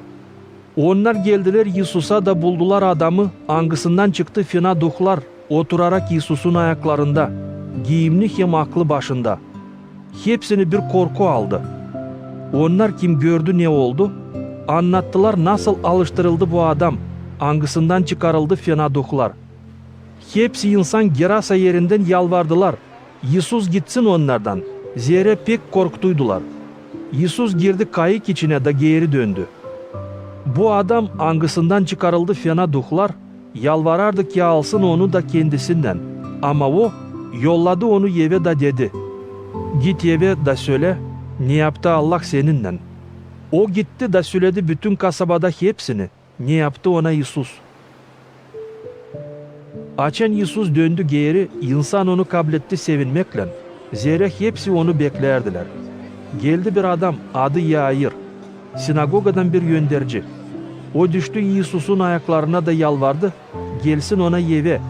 Zehre onun biricik kızı 12 yaşında, ölüm döşeğindeydi. Yesus giderken, insan her taraftan sıkıştırardı onu. Bir karı hasta kan akmasından 12 yıldan beri, angısı harcamıştı bütün varlığını doktorlara. Ama kimseyi onu alıştıramamıştı. Yaklaştı ardından Yesus'a da değdi onun rubasının yeteğine. Birden kan akması durgundu. Yesus dedi, kim değdi bana? Çünkü hepsi atılırdılar. Petri hem onlar kim onunlandı. Dediler Yesus'a, üretici, doz dola insan seni sıkıştırır hem itirer. Sen de sorarsın kim değdi bana? Ama Yesus cevap etti, bana bir kimsey değdi. Zere duydum hani bir kuvvet çıktı benden. Açan karı gördü hani tutuldu. Yaklaştı İsus'a. Titreyerek düştü onun ayaklarına da söyledi hepsi insana. Ne betere o değdi ona. Hem nice hemen alıştı hastalığından. İsus dedi. Girginnen kızım. Senin inanın seni alıştırdı. Git uslulukla. İsus da laf ederken evden birisi geldi da sinagoga yöndercisine dedi. Kızın öldü. Nafile savaştırma yürüteciyi. Ama açan İsus işitti bunu, dedi ona. Korkma, sade inan. Kız kurtulacak. Açan yetişti onun evine, bırakmadı kimseyi girsin onunla. Sade Petri'yi, Ioan'ı, Yakov'u, kızın babasını hem anasını. Hepsi ağlardılar hem sıralardılar. İsus dedi, ağlamayın, kız ölmedi ama uyuyor. Onlar gülmeye aldılar onu, zere bilerdiler hani kız öldü. Açan hepsini çıkardı dışarı, İsus tuttu kızı elinden da büyük sesle dedi, kalk kızım. Kızın duhu döndü geri da o çabuk kalktı. İsus sımarladı versinler kıza yemeğe. Kızın babası hem anası şaşbeş kaldılar. İsus dedi onlara ki bu oluş için söylemesinler kimseye. Luka 9. bölüm. İsus topladı 12 öğrenicisini, verdi onlara kuvvet hem zabitlik fena dukların üstüne. Alıştırsınlar diyeni hepsi hastalıklardan. Sonra yolladı onları, nasihat etsinler Allah'ın padişahlığını, hem alıştırsınlar hastaları. Bir şey almayın yola. Ne sopa, ne hibe, ne ekmek, ne para, ne de 2 katruba, dedi İsus. Hangi eve gireceğiniz, o evde kalın oradan gidince. Yer sizi insan kabul etmerseydi, çıkarken o kasabadan artık tozları da ayaklarınızdan silkin, azar gibi onlara karşı. Onlar yollandılar da gittiler köyden köye, nasihat ederek iyi haberi hem hastaları her yerde alıştırarak. Hirod Bey işitip hepsi bu oluşları şaş kaldı. Zere insandan kimisi değerdiler, hani Yoğan dirildi ölüden. Başkaları değerdiler, hani yüze çıktı İliya. Daha başkaları da değerdiler, hani dirildi birisi evvelki proroklardan. Ama Hirod dedi, Yoğan'ın kafasını aldım. Bu kim olur, kimin için işi derim, hani yapar bu türlü işler. Onun için arardı kolaylık ki görsün onu. Açan apostollar döndüler geri, söylediler İsus'a hepsini, ne yaptılar. İsus aldı onları da gitti bir tarafa, bir kasaba yanına, hani adı Vifsaida. İnsan işitti bunu da gitti onun ardına. İsus İslam'a kabul etti onları. Nasihat etti Allah'ın padişahlığı için. Hem kimin vardı zoru alıştırdı hastalıklardan. Avşamlardı. 12 apostol yaklaştılar İsus'a da dediler, kol ver insanı gitsinler dolay köylere hem kırdaki evlere. Gecelesinler diyene hem baksınlar kendilerine yemeyelik. Zere burası nerede biz bulunarız? Bir çol yer. İsus dedi onlara, siz verin onlara yemeğe. Onlar cevap ettiler, bizde yok bir şey, 5 ekmekten hem 2 balıktan kâre. Kalırsa da biz gidelim de satın alalım yemeğe hepsi bu insana. Orada sade adam tarafı vardı bir 5000 kişi. İsus dedi kendi öğrenicilerine, yerleştirin onları ki otursunlar 50'şer kişi bölümde. Öyle de yaptılar, hepsi insanı oturttular. İsus aldı 5 ekmeği hem 2 balığı. Kaldırdı bakışını göke da iyi sözledi onları. Sonra kırıp verdi öğrenicilere ki pay etsinler insana.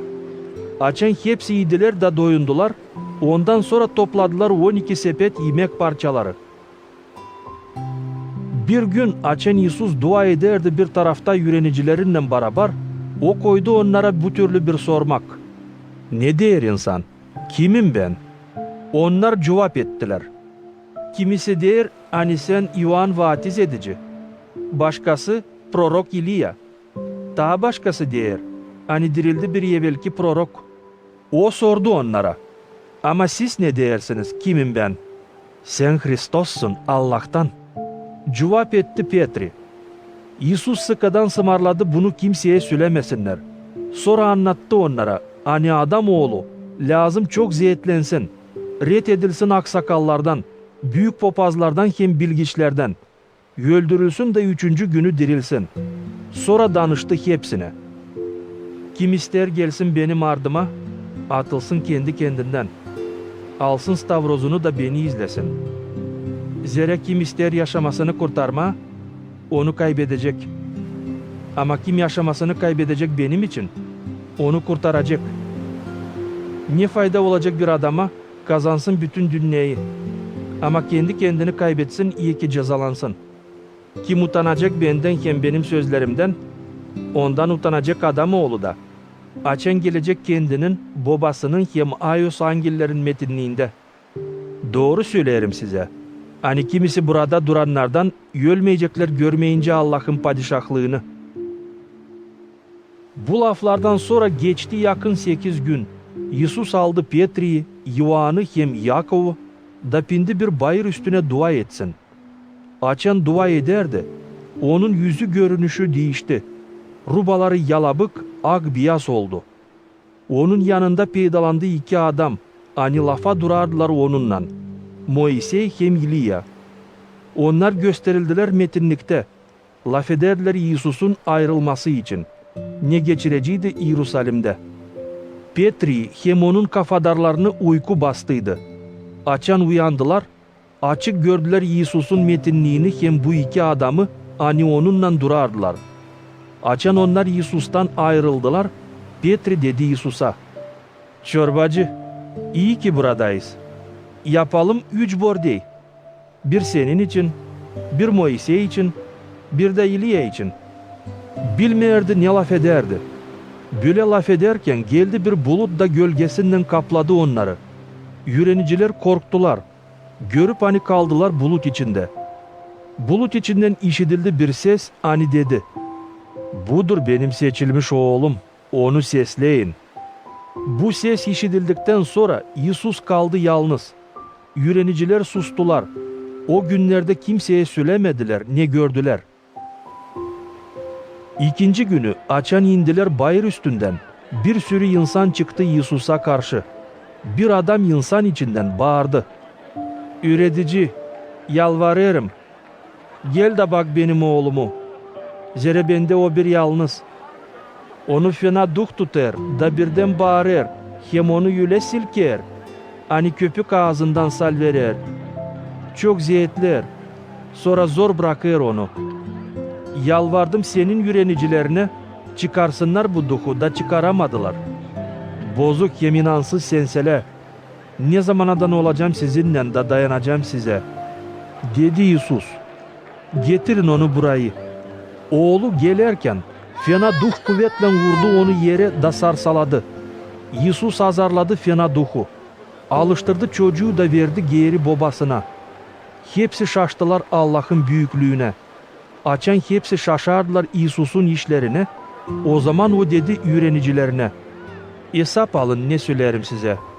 Adamoğlu verilmiş olacak insanın eline." Ama yürenicileri bu lafları anlamadılar. Zira onlar için bu lafların manası saklıydı ki anlamasınlar. Sormaya da korkardılar. Onlarda peydalandı bir çekiş ki bilsinler kim en büyük olacak. Yesus anladı onların niyetlerini. Onuştan aldı yanına bir küçük uşak da dedi onlara, "Kim kableder bu uşağı benim adıma, o beni kableder. Kim kableder beni, o kableder onu kim beni yolladı. Zira kim en küçük aranızda, o en büyüktür." Ioan lafa katılıp dedi, "Üretici, biz gördük bir adam, angısı çıkarardı fena duhları senin adınla, da durguttuk onu. Zira gezmer bizimle." "Durgutmayın," cevap etti Yesus. "Zira kim gitmer size karşı, o sizinle." Yaklaştı zaman göke kalksın. Yesus kararladı Yerusalim'e gitsin. Kendinden önce habercileri yolladı. Onlar Samaryalıların bir köyüne gittiler ki hazırlasınlar konak yeri gecelemek için. Yesus'u kabul etmediler çünkü Yerusalim'e giderdi. Açan onun yürenicileri Yakov hem Ioan gördüler bunu. Dediler, Sabi, kayılmıysın sımarlayalım yağsın gökten ateş onların üstüne. Dayaksın onları nice iyiliğe yaptı. İsus dönüp takazaladı onları da dedi. Bilmeyersiniz ne duhtan kullanmışsınız. Adamoğlu gelmedi kaybetsin insanı. Ama kurtarsın. Sonra gittiler başka bir köye. Açan onlar giderdiler yolda. Bir adam İsus'a dedi. Sabi, gideceğim senin ardına. Nereye de sen gitsen. İsus cevap etti. Tilkilerin inleri, kuşların yuvaları var. Ama Adamoğlu yok nereye başını koysun. Başka birisine dedi. Gel ardıma. O cevap etti. Sabi, bırak ilkin gideyim babamı gömeyim. Ama İsus cevap etti. Bırak ölüler ölülerini gömsün. Ama sen git de haberle Allah'ın padişahlığını. Daha başkası dedi. Sabi, gideceğim senin ardına. Ama ilkin bırak, gideyim evdekilerime kalsa alacaklan süleyim. İsus cevap etti. Her biri kim koyar elini pulağa da geri bakır. Yaraşmaz Allah'ın padişahlığına girsin. Luka 10. bölüm. Bundan sonra Sabi seçti ta 70 öğrenici. Yolladı onları ikişer ikişer. Kendi yönü sonra hepsi kasabalara hem yerlere. Nereye o gitmeye isterdi. Dedi onlara. Bereket büyük ama işçi az. Onuştan dua edin bereketin çorbacısına. Çıkarsın işçi ekinlerini toplama. Gidin. Yollarım sizi. Nice kuzuları yabanlılar içine. Almayın kendinizle ne kese, ne hibe, ne de ayakkabı. Kimseyle yolda selamlaşmayın. Her bir evde nereye gireceğiniz diyesiniz. Usluluk olsun bu evde. Yer varsa orada usluluk oğlu. Sizin selamınız kalacak onunla. Başka türlü dönecek size geri. O evde kalın. İyi hem için ne verecekler? Zere işçi kendi işi için bağışış kabul etsin düşer. Evden eve gezmeyin. Her bir kasabaya nereye gireceğiniz hem nerede kabul edileceğiniz, iyi ne koyacaklar yönünüze. Orada alıştırın hastaları deyip, Allah'ın padişahlığı yaklaştı size. Ama her bir kasabada nereye gideceğiniz de kabul etmeyecekler sizi. Orada sokağa çıkın da böyle deyin. Kasabanızdan ayaklarımıza konan tozu azar gibi silkeriz size karşı. Ama hep o kadar bilin. Allah'ın padişahlığı yaklaştı size. Söylerim size. Hani dava gününde Sodom kasabasına tayilin olacak. Ne kadar o kasabaya. Vay sana Horazin. Vay sana Vifsaida. Zere yer bu kudretli işler ne sizde yapıldı? Tir hem Sidon kasabalarında yapılaydı. Çoktan çuvalla giyimli hem kül üstüne oturup günahlarından Allah'a döneceydiler. Ama dava gününde tayilin olacak Tir hem Sidon kasabalarına ne kadar size. Sen Kapernaum göke kadar mı yüksekleneceksin? Değil. Sen ölüler yerine düşeceksin. Kim sesleyecek sizi? Beni sesleyecek. Kim sizden atılacak? Benden atılacak. Ama kim benden atılacak? O atılacak ondan, kim beni yolladı. O 70 kişi döndüler büyük sevinmekle da dediler. Sabi, artık fena doklar da seslerler bizi senin adından. İsus dedi. Gördüm şeytanı, angısı düştü gökten nice bir çimçirik. Verdim kuvvet size, basasınız yılanlar hem skorpiyonlar üstüne, hem düşmanın bütün kuvveti üstüne. Hiçbir şey size zarar yapmayacak. Siz sevinmeyin, hani fena duhlar sizi sesler. Ama sevinin hani adınız göklerde yazılı. O saat İsus ayız duhla sevindi da dedi. Şükür ederim sana baba. Hani sakladın bunları arif hem fikirli olanlardan, da açtın evlatlara. Hakkına baba, budur senin istediğin. Hepsini babam benim elime verdi. Kimseyi bilmer kimdir oğul babadan kâre. Hem kimseyi bilmer kimdir baba oğuldan kâre. Hem onlardan kime oğul ister açma. Sonra döndü öğrenicilerini da salt onlara dedi. Mutlu gözler hani görerler, ne siz görersiniz. Zere söylerim size. Hani çoğu proroklardan hem padişahlardan istediler görmeye, ne siz görersiniz. Hem işitme ne siz işitersiniz. Ama görmediler, hem işitmediler. Bir zakon yöneticisi kalktı denesin Yesus'u da dedi. Üretici, ne yapayım ki diveç yaşamak edineyim? İsus dedi. Ne var yazılı zakonda? Nasıl okuyarsın? O cevap etti. Seversin sahibi Allah'ını bütün yüreğinle, bütün canınla, bütün kuvvetinle hem bütün aklınla. Hem seversin yakın olanını nice kendini. İsus dedi ona. Doğru cevap ettin. Yap öyle de yaşayacaksın. Ama o istedi kendini doğrultsun da İsus'a sordu. Kimdir yakın olanım? İsus yeniden laf etti da dedi. Bir adam Yerusalim'den İyerikon'a giderdi. Haydutların eline düştü. Onlar onu soydular, düğüp yarı yolu bıraktılar. Sonra gittiler. Razgele bir papaz o yoldan geçerdi. Onu görüp yolun öbür tarafına geçti. Hep öyle bir Levili oradan geçerdi. Onu görüp yolun öbür tarafına geçti. Ama bir Samaryalı bu yoldan geçerken yaklaştı, onu görüp canı acıdı. Yanına geldi, zeytinyağı hem şarap döktü, da yaralarını bağladı. Sonra bindirdi yeşek üstüne. Götürdü bir konak evine da zahmet güttü ona. İkinci günü açan yollandı.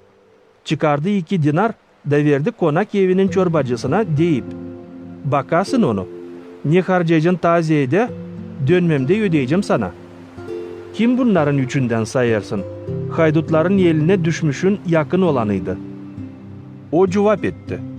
O, kim yardım etti ona? O zaman İsus cevap etti.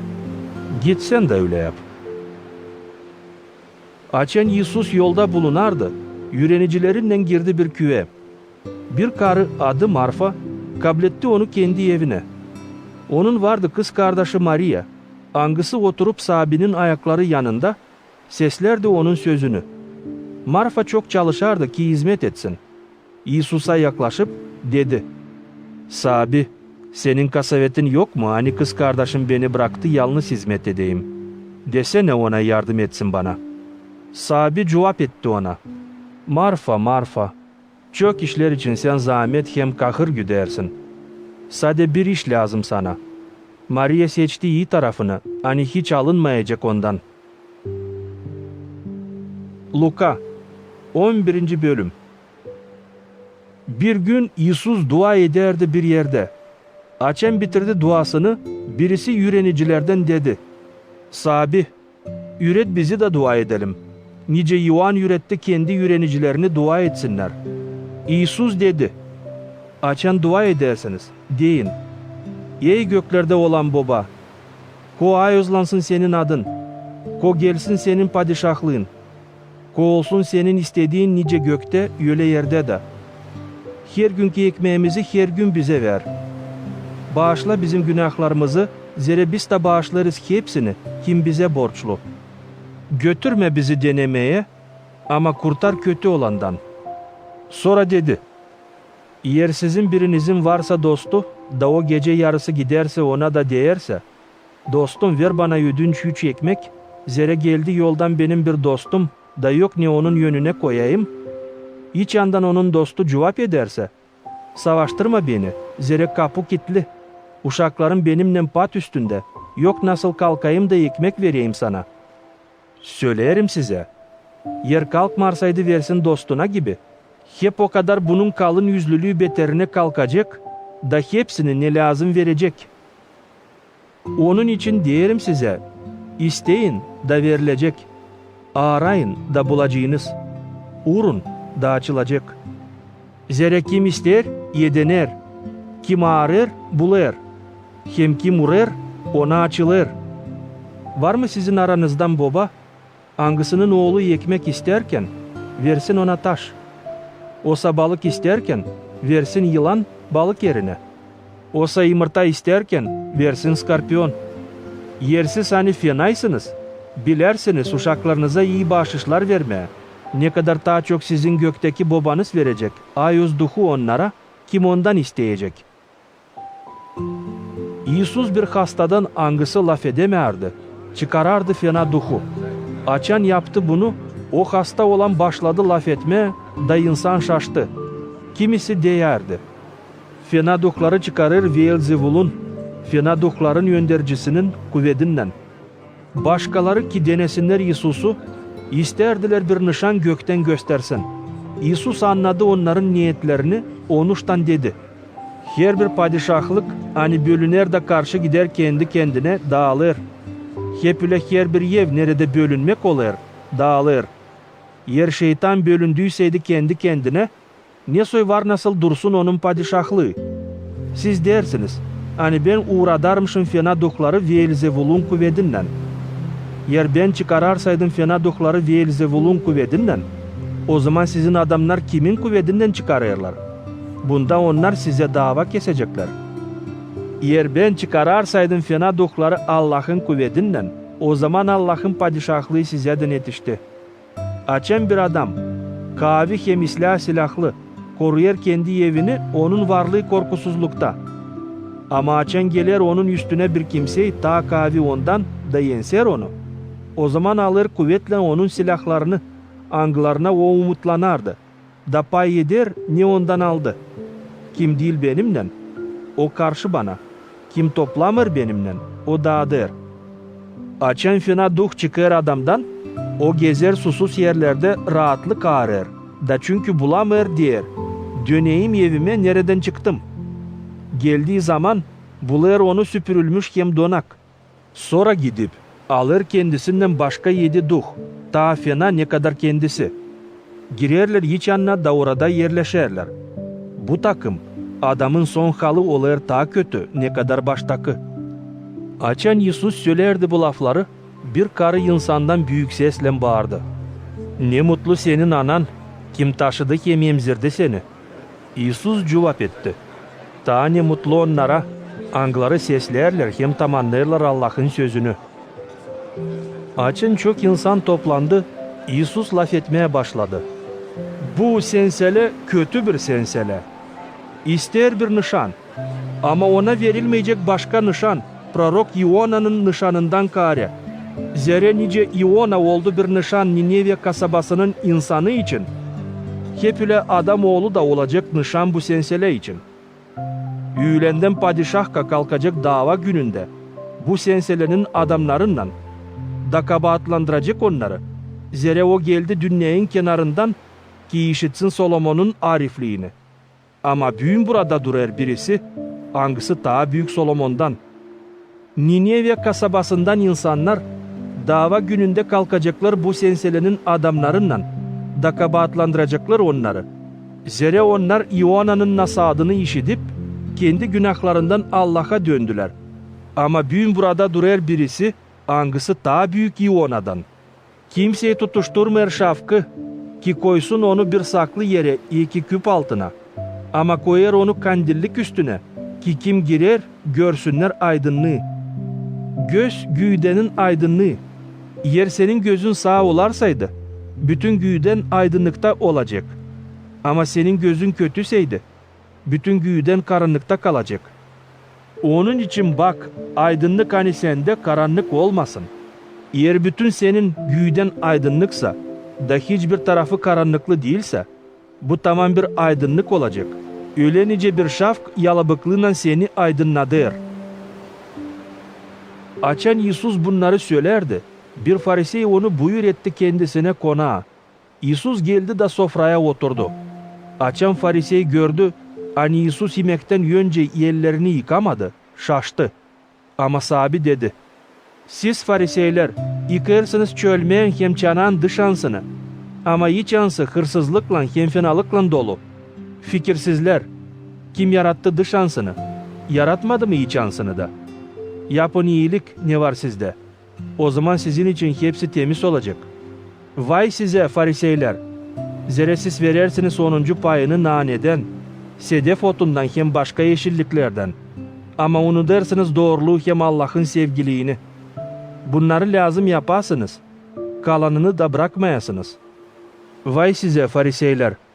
Zere siz sinagogalarda seversiniz oturmayı ilk skemnelere. Beğenirsiniz insan selam versin size meydanlarda. Vay size bilgiçler hem 200'lü Fariseyler! Siz nişansız mezarlar gibi hani görünmeyerler. Da insan bilmeyerek çiğner onları. Zakon üreticilerinden birisi dedi. Üretici, söylerken bunları bizi de gücendirersin. İsus cevap etti. Vay size zakon üreticileri. Zira siz ağır yükler insan taşısın koyarsınız. Ama kendiniz o yüklere bağırın parmağınızla değmersiniz. Vay size, hani proroklara mezar kurarsınız. Kimi öldürdü sizin babalarınız. Bu takım gösterirsiniz. Hani babalarınızın işlerinden kayılsınız. Çünkü onlar prorokları öldürdüler. Siz de mezar düzersiniz. Onuştan Allah'ın arifliği diyer. Yollayacağım onlara benim proroklarımı hem apostollarımı. Kimisini öldürecekler, kimisini kovalayacaklar. Onun için bu senseleden hesap sorulacak prorokların kanları için, hani döküldü ta dünyenin kurulmasından, Avel'in kanından Zakariya'nın kanınadan, hangisi öldürüldü Ayozbina'nın hem kurbanlığın arasında. Aslı söylerim size, hesap sorulacak bu boy insandan. Vay size zakon üreticileri! Zira siz aldınız elinize bilgi kapısının anahtarını, ama ne kendiniz girersiniz, ne de kim ister girsin bırakırsınız. Açan İsus çıktı oradan, bilgiçler hem fariseyler dakılıp, çok sormaklar koydular ki söylesin çok işler için. Çalıştılar kıstırsınlar onu bir yanlış lafla, ki sonra kabahatlandırsınlar. Luka 12. bölüm. Bu vakit açan çok binden insan toplandı öyle, hani çiğnerdiler biri birini. İsus başladı üretmeye ürenicilerini deyip, korunun fariseylerin mayasından hani ikiyüzlülüktür. Yok bir şey örtülü hani açılmasın, hem yok bir şey saklı hani anlaşılmasın. Onuştan ne söylediniz karanlıkta, o işitilecek aydınlıkta. Ne fisir dediniz içeride, o haberlenecek evlerin örtüleri üstünden. Söylerim size benim dostlarım, korkmayın onlardan kim güğdeyi öldürer, ama başka bir şey yapamıyor. Söylerim kimden korkasınız. Korkun Allah'tan. Hangisi öldürdükten sonra kuvveti var cehenneme atsın. Size derim, elbet ki ondan korkun. Satılmıyor mu 5 saçak kuşu 2 asarya? Onların birisi bile unutulmuyor Allah'tan. Sizin başınızda hepsi saçlarınız sayılı. Onuştan korkmayın. Siz daha pahalısınız çok saçak kuşlarından. Söylerim size, hani kim şahitlik edecek bana insanın yönünde, onu Adamoğlu da şahitlik edecek Allah'ın angilleri yönünde. Ama kim atılacak benden insanın yönünde, ondan ben de atılacağım Allah'ın angilleri yönünde. Eğer bir kimseye laf ederse Adamoğlu'na karşı affedilecek. Ama kim kötüleyecek ayuz duhu affedilmeyecek. Açen götürecekler sizi sinagogaların, zabitlerin hem çorbacıların yönüne, düşünmeyin ne türlü doğruluğunuzu çıkarmaya yekine cevap etmeye. Zira ayuz duh üretecek sizi niye laf edesiniz o zaman? Birisi insandan İsus'a dedi. Üretici, söyle benim kardeşime, pay etsin bize babamızdan kalma varlığı. Be adam, cevap etti İsus. Kim koydu beni davacı olayım, iyi ki pay edeyim varlığınızı? Sonra dedi, bakın, korunun her türlü para tamaklığından, zira yaşamak tutunmer varlığın bolluğundan. Sonra söyledi bir örnek. Bir zengin adamın mirasında büyük bereket oldu. O kendi kendine düşünerdi hem deyerdi. Ne yapayım? Yok nereye bereketimi toplayayım?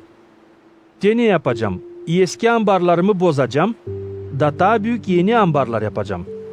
Orayı toplayacağım hepsi ekinlerimi hem varlığımı. Sonra diyeceğim canıma, canım, var çok iyilik toplu çok yıllar için. Dinlen, iyi iç hem şenlen. Ama Allah dedi ona, sen fikirsizsin, bu gece senin canın alınacak. Bunlar ne hazırladın kime kalacak? Hep bu türlü olaylar onunla da. Kim toplar zenginlik kendisi için, ama zenginlemer Allah'ta. Sonra İsus dedi ürenicilerine, onuştan derim size, kahırlanmayın yaşamak için. Düşünmeyin ne yiyeceğiniz hem ne güğdenize giyeceğiniz. Yaşamak daha pahalı ne kadar yemek, hem güğde daha pahalı ne kadar ruba. Bakın gargalara, onlar ne eker ne de biçer. Onların yok ne ambarları ne de çitleri, Ama Allah onları doyurur. Siz çok daha pahalısınız kuşlardan. Hem kim sizden artık kahırlanıp, var nasıl yeklesin barlım bir yendeze kendi boyuna. Yer yapamarsaydınız en küçük işi, o zaman niçin kahırlanırsınız kalan işler için? Hesap alın, ne soy büyür zambaklar. Onlar ne zahmetlenir ne de dokuyur. Ama derim size, artık Solomon bütün donaklığında giyinemedi, nice onların birisi. Çünkü Allah bile giydirir otu, hani büyün kırda. Ama yarın ateşe atılacak. Ne kadar daha çok giydirecek size az inancılar. Aramayın ne yeme hem ne içme. Bunun için kasavetlenmeyin. Zerek hepsini bunları dünya insanları ağrır. Babanız bilir hani bunlar lazım size. Hepsinden önce arayın Allah'ın padişahlığını. Kalan işler de verilecek size. Korkma sen küçük sürü. Sizin gökteki babanız kavezlikle verir padişahlığı size.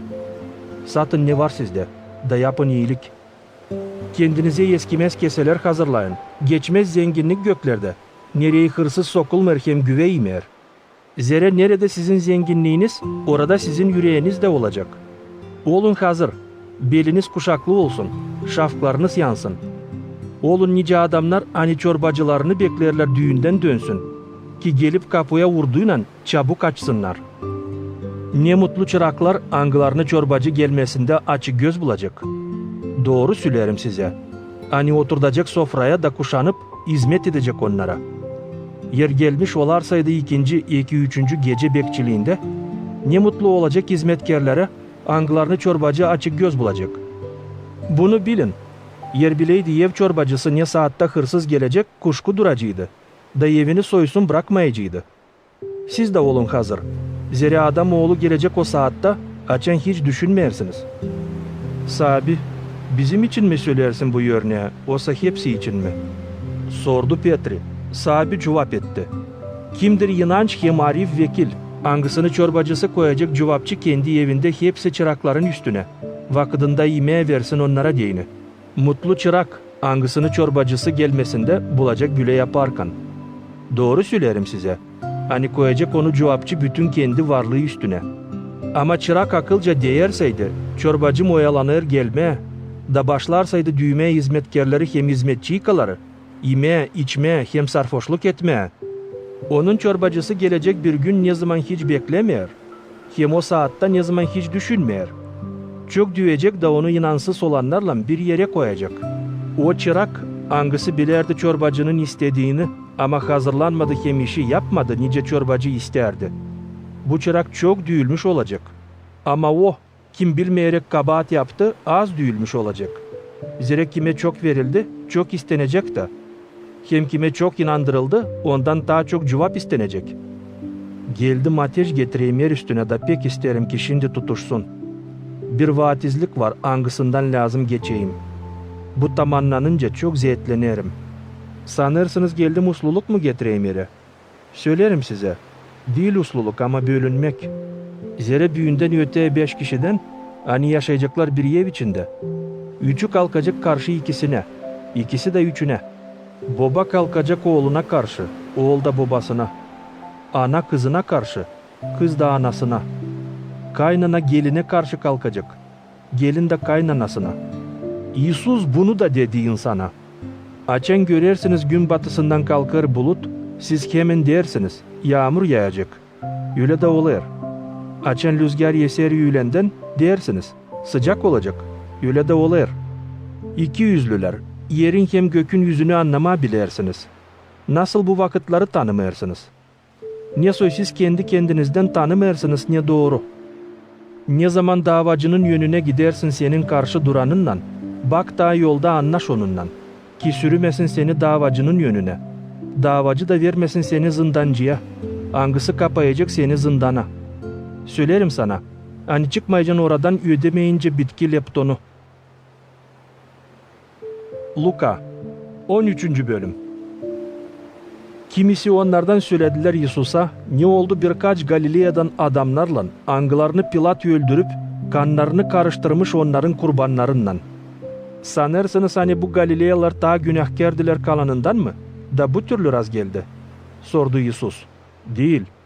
Ama ben söylerim. Yer siz de pişman olmarsaydınız günahlarınızdan hep ile kaybedeceğiniz. Oysa o 18 kişi kimin üstüne Siloam külesi düştü de öldürdü onları. Sanırsınız hani ta günahkardılar mı hepsi kalan insandan, Yerusalim'den? Ben söylerim size değil. Ama yer siz de pişman olmarsaydınız günahlarınızdan hep ile kaybedeceğiniz. İsus söyledi bu örneği. Bir adamın vardı bir incir fidanı.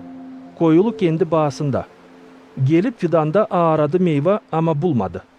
Da dedi bağcıya, 3 yıl var nice ben gelip ararım meyve bu fidanda ama bulamıyorum. Kes onu, niçin boşuna yeri yemsin? Sabi, bekle ta bir yıl. Kazacağım onu dozdolay. Koyacağım köküne fışkı. Cevap etti bağcı. Belki ondan sonra getirir meyve. Ama yer getirmeyerseydi, gelen yıla kesersin onu. İsus yürederdi insanı bir cumartesi günü sinagogaların birinde. Orada bulunardı bir karı, angısında 18 yıl hastalık duhu vardı. O kamburlanmıştı da hiç uzlanamazdı. Açan İsus gördü onu, çağırdı da dedi. Karı, kurtuldun derdinden. Koydu ellerini onun üstüne. Karı çabuk doğruldu da başladı Allah'ı metinlemeye. Ama sinagoganın yöndericisi öfkelendi. Hani İsus cumartesi günü alıştırır. Onuştan dedi insana. Var 6 gün ne zaman lazım işlenilsin. Gelin o günlerde alışma hastalıklardan. Ama değil cumartesi. Sahabi cevap etti ona. 200'lüler. Herkesiniz cumartesi günü götürmersiniz mi çözüp ahırdan yöküzü 2 eşeğe sulayasınız. Bu karı Avram'ın kızı. Angısını şeytan tuttu bağlı 18 yıl. Acaba düşmerdi mi onu cumartesi günü boşandırma bu dertten? Açan İsus bu türlü laf etti. Hepsi karşı duranlar utanmış kaldılar. Herkesi sevinerdi hepsi metin işlere hani yapardı İsus. Sonra İsus dedi. Neye benzer olur Allah'ın padişahlığı? Neyle benzedeyim onu? Benzer bir hardal tohumuna. Hani adam alıp yeker avlu içine. Tohum büyür de ağaç gibi olur. Gök kuşları yuva yaparlar onun dallarında. Sonra yeniden dedi. Neye benzedeyim Allah'ın padişahlığına? O benzer bir parça hamur mayasına. Hani alır bir karı da karıştırır 3 ölçü unla. Bütün hamuru kabartsın. İsus gezerdi köyden köye, hem kasabadan kasabaya. Yürederdi insanı giderek Yerusalim'e. Bir kimseyi sordu ona. Sahabi, sanki kurtulmuşlar ağızlık mı olacaklar? O cevap etti. Çalışın girmeye dar kapıdan. Zere size derim, çoğu çalışacak ama giremeyecek. Ne zaman evin çorbacısı kalkıp kapıyı kapayacak, siz duracağınız dışında. Uğracağınız kapıya da diyeceğiniz. Sahabi aç bize. Ama o cevap edecek. Tanımıyorum sizi nereden geldiniz. O zaman başlayacağınız ona demeye. Biz yedik yem içtik seninle beraber. Bizim sokaklarda sen ürettin insanı. Da o cevap edecek. Bilmiyorum neredensiniz. Uzaklaşın benden hepsiniz. Hani zakonsuz yaşadınız. Orada olacak ağlamak hem diş gıcırdatması. Göreceğiniz Avram'ı, İshak'ı, Yakov'u hem hepsi prorokları Allah'ın padişahlığında. Ama kendiniz dışında kalacağınız. Gelecekler gün doğusundan hem gün batısından, Poyraz'dan hem öğlenden, Allah'ın padişahlığında sofraya oturacaklar. Kimisi hani şimdi bitki, orada ilk olacak. Hem kimisi hani şimdi ilk, bitki olacak. O saat geldi birkaç farisey da dediler İsus'a, çık da git buradan, zere yırat öldürmeye ister seni. Gidin de söyleyin o tilkiye. Te çıkarırım fena duhları hem alıştırırım hastaları, büyün hem yarın, öbür güne bitiririm. Bana lazım büyün, yarın hem öbür güne yolda gideyim. Zere yok nice prorok ölsün Yerusalim'den dışarı. Yerusalim, Yerusalim, hani öldürersin prorokları, hem taşla düversin sana yollanılmışları. Kaç sıra istedim toplayayım senin uşaklarını. Nice kloçka toplar piliçlerini kanatları altına. Ama siz istemediniz. Eviniz size boş bırakılır. Söylerim size, hani görmeyeceğiniz beni gelmeyince o vakit açın diyeceğiniz. İyi sözlenmiş olsun kim gelir sahabinin adına. Luka 14. bölüm. Bir cumartesi günü İsus girdi Farisey yöndericilerin birisinin evine ekmek yemeye. Fariseyler yakından onu gözlederdiler. Ona karşı oturdu bir hasta adam, angısının güydesi su toplamıştı. O zaman Yusuf sordu zakon yöneticilerine hem fariseylere. Düşer mi cumartesi günü hastalıktan alıştırma olsa düşmer mi? Onlar sustular. O zaman Yusuf tuttu bu hasta adamı da alıştırdı. Sonra bırakıp dedi. Kim sizden düşerseydi yeşe ya da öküzü bir pınar içine, da cumartesi günü hızlı çıkarmasın onu. Bu laflara bir şey cevap edemediler. Sonra Yusuf hesap aldı, nice buyur edilmişler sofrada bakardılar yöndeki yerleri. Onuştan onlara bunu söyledi. Yer seni buyur ederseydiler bir düğüne, çalışma oturma yöndeki yere. Ki olmasın bir kimseyi ta üstün senden buyurulmuşlar içinden. Da ikinizi buyur eden, sana yaklaşıp demesin, yeri ver bu adama. Sen utanmakla lazım olacak oturasın yenge yeride. Açen seni buyur ederler bir konuşa, git de otur yenge yeride. Da açen gelecek buyur eden, ki teklif etsin seni deyip, ba dost, diş ta yönüne. Bu olacak sana ikram hepsi sofrada oturanların yönünde. Angıları seninle beraber. Herkesi kim kendini yükseklendirir, o aşağılanmış olacak. Hem kim kendini aşağıladır, o yükseklenmiş olacak. Sonra Yusuf danıştı buyur edene da dedi. Açen koyarsın bir sofra, çağırma kendi dostlarını, kardeşlerini, hısımlarını, ne de senin zengin komşularını. Olmasın diyeni ki sonra onlar da kendi sıralarında çağırsınlar seni. Bu türlü sen kabul edersin yedek senin iyiliğine. Açan koyarsın bir sofra, çağrı fukara olanları, sakatları, topalları, hem körleri. Da mutlu olacaksın. Zira onlar yok neyle çevirsinler sana geri. Bunun için sana yedek olacak doğru olanların dirilmesinde. Birisi onlardan angıları sofrada oturardılar onunla beraber, işidi bu lafları dedi. Ne mutlu onlara, kim oturacak sofrada Allah'ın padişahlığında. Yusuf cevap etti. Bir adam hazırladı bir büyük konuş da buyur etti çoğunu. Açen yaklaştı konuş vakıdı. Yolladı çırağını desin çağrılmışlara. Buyurun gelin, hepsi hazır. Ama onlar hepsi sansın laflanmışlar, affetmek istemeye başladılar. İlkinkisi dedi. Satın aldım toprak da lazım gideyim bakayım onu. Yalvarırım affet. İkincisi dedi. Satın aldım 5 çift öküz. Giderim deneyim onları. Yalvarırım affet. Daha başkası dedi. Şimdi evlendim. Onuştan yok nasıl geleyim. Çırak döndü geri de söyledi hepsini bunları çorbacısına. O zaman evin çorbacısı pek gücendi da dedi kendi çırağına. Çabuk çık kasabanın meydanlarına hem sokaklarına. Da getir fukaraları, sakatları, körleri hem topalları. Birazdana çırak diğer çorbacıya. Yaptım nice sımarladın ama ta yer var. O zaman çorbacı dedi çırağına.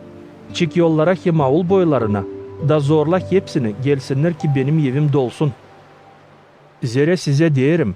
Hani teklif edilmişlerden kimseye datmayacak benim soframdan. Zere çok çağrılmış ama az ayrılmış. Yusuf'un ardına giderdi çok insan. O döndü onlara da dedi.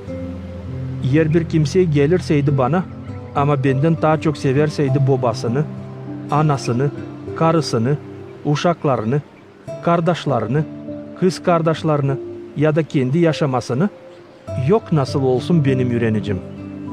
Kim taşımır kendi stavrozunu da gelmer benim ardıma, o yok nasıl olsun benim yürenicim. Kim sizden açan ister yapsın bir küle, oturmer ilkin yapsın hesap, ne kadar lazım harcasın. Ki baksın başa çıkarabilecek mi? Olmasın ki temeli koyduktan sonra bitiremesin. Da hepsi bunu görenler gülmeye başlasın diyerek. Bu adam başladı ama başa çıkaramadı. Ya da hangi padişah cenge gideceği zaman ilkin oturmer anlaşsın adamlarınla.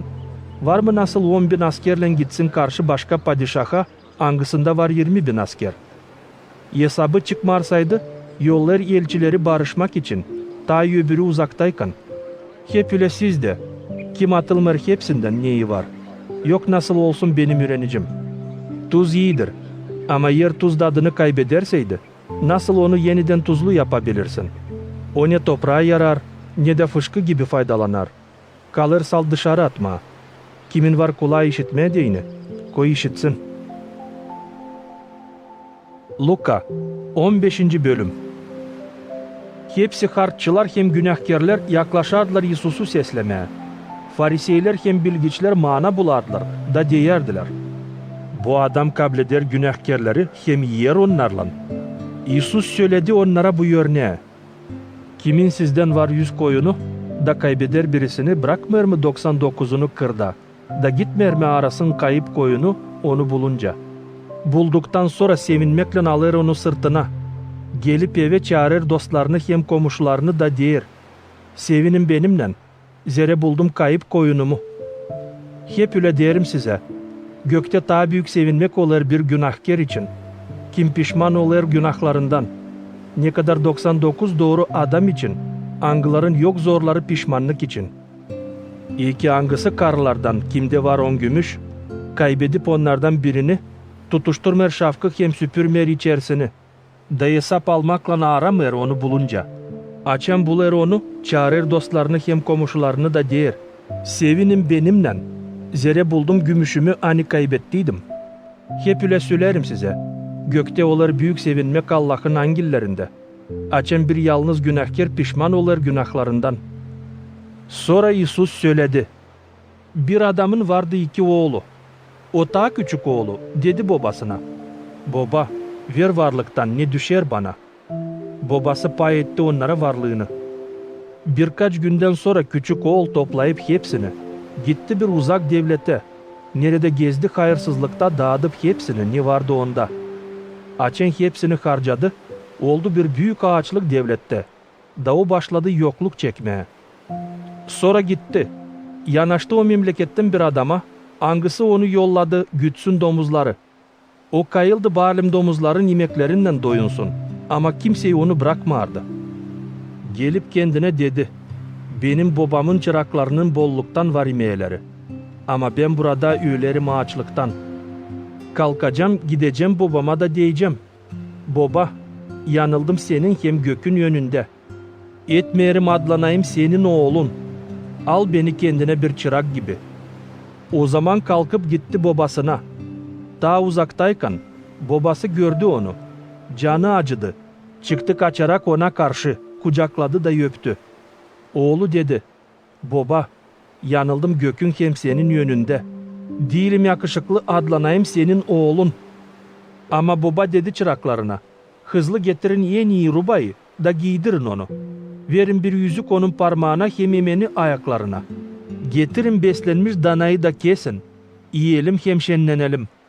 Zere bu oğlum öldüydü da dirildi. Kayıptı da bulundu. Da başladılar şenlenmeye. Onun büyük oğlu kırdaydı. Dönüp kırdan yaklaştı eve.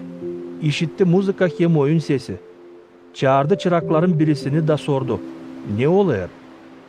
Bu çırak söyledi. Senin kardeşin döndü geri. Baban kesti besli danayı çünkü kardeşin sağ bulundu. O öfkelendi da girsin içeri istemedi.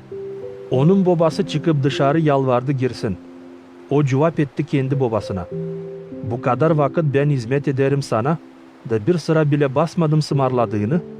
Ama sen bana vermedin balim bir oğlak şenleneyim benim dostlarımla. Ama açın geldi bu senin oğlun. Angısı dağıttı senin varlığını maskara karlarla.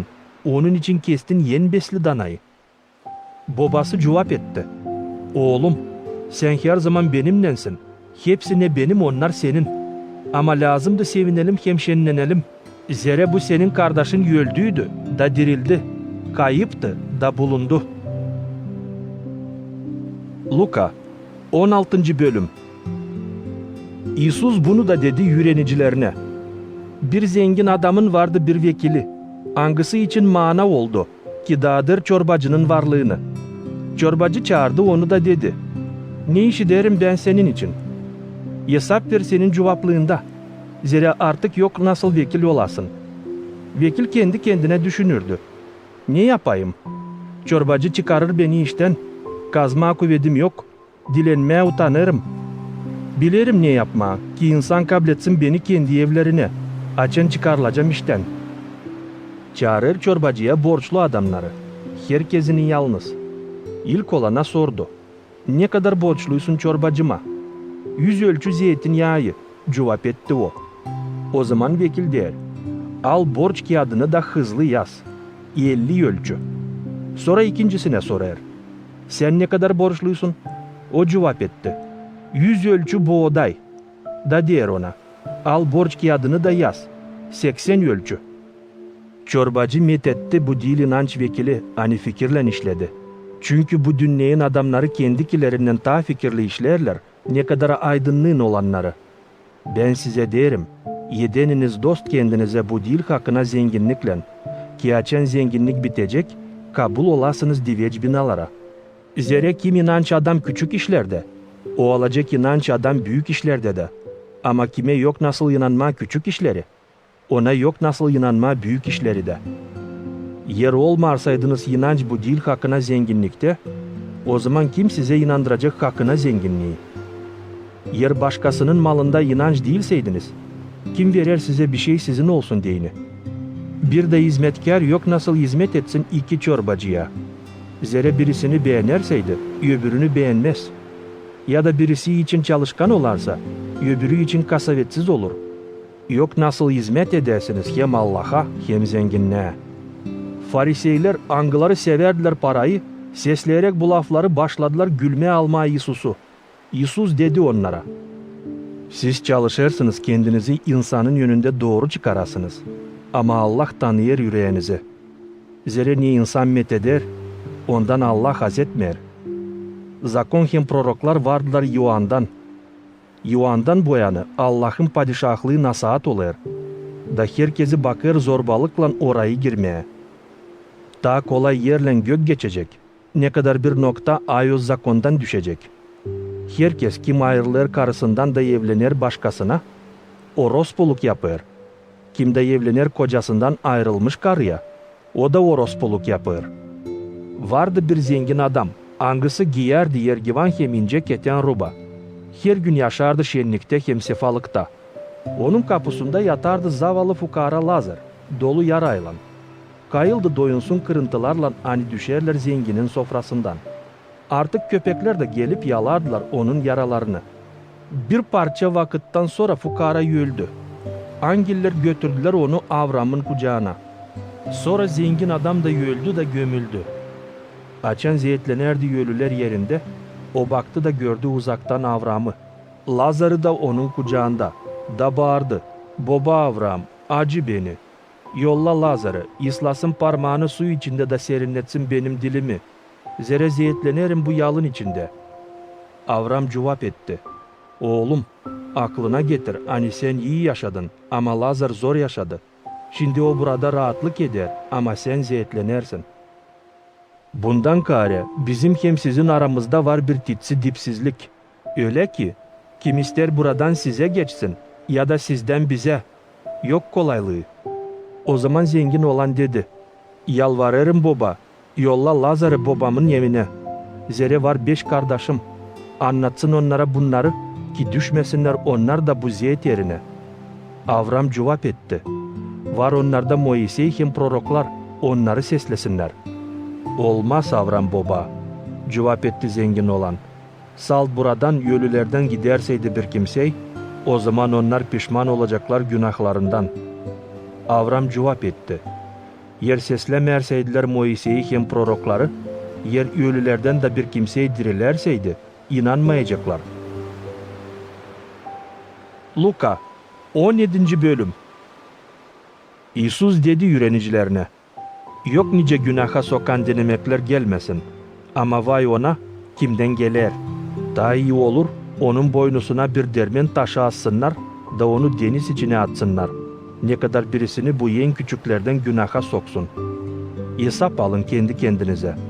Yer senin kardeşin sana karşı günah yaparsaydı, git de azarla onu. Yer pişman olarsaydı, affet onu. Yer o günaha girerseydi sana karşı 7 sıra günde de 7 sıra gelerseydi deyip pişman olarım, affedesin onu. O zaman apostollar dediler sahabeye, zeyedele bizim inanımızı. Sahabi dedi, yer sizde olarsa inan bir hardal tohumu gibi, da değerseydiniz bu dut fidanına, buradan çık köklen, da deniz içine değişil, o sesleyecek. Kim sizden, çırağı kırdan geldiği zaman sürmekten, ya da koyunları otlatmaktan der ona, hızlı gel, otur sofraya. Demer misiniz daha tez, Hazırla yeme. Kuşan da hizmet et bana, ben yiyince hem içince. Sonra sen de yiyeceksin hem içeceksin. Şükür edersin mi sen çırağına, hani yaptın ya ısmarladın ona? İnanmıyorum. Hep öyle siz de. Açan yapacağınız hepsinin ısmarlanmış değiniz.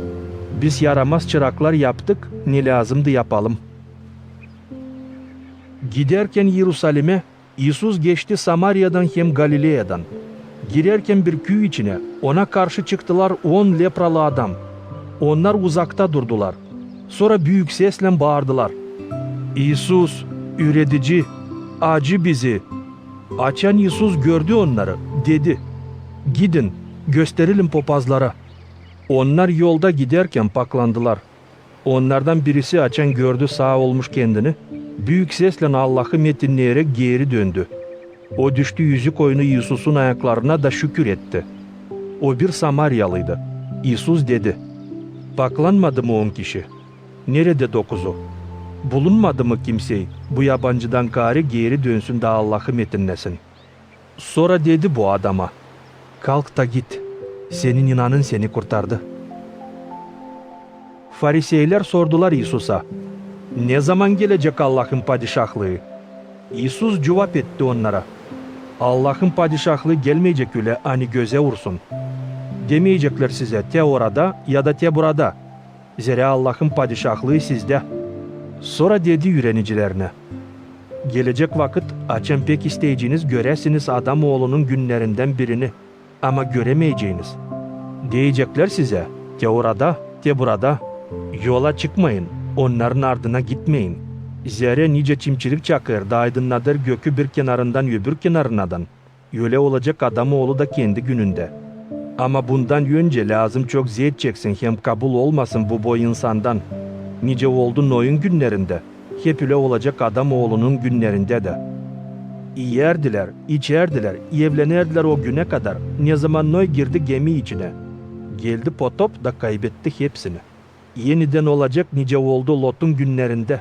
Ne zaman insan yerdi, içerdi, satın alardı, satardı, yekerdi hem ev yapardı. Ama o günü açan çıktı Lot Sodom'dan, gökten ateş hem kükürt yağdı da hepsini kaybetti. Hep öyle olacak o günü de, ne zaman Adamoğlu peydalanacak. Kim o günde bulunacak ev üstünde, inmesin alma ev işlerini iç andan. Kim olacak kırda, dönmesin geri eve. Aklınıza getirin Lot'un karısını. Kim çalışacak kurtarsın yaşamasını, kaybedecek onu. Ama kim kaybedecek yaşamasını, yaşamak edinecek. Söylerim, o gece 2 kişi beraber bir patta olacak. Birisi alınacak, öbürü kalacak. 2 karı beraber un yüdecekler. Birisi alınacak, öbürü kalacak. 2 adam olacak kırda. Birisi alınacak, öbürü kalacak. Öğreniciler sordular.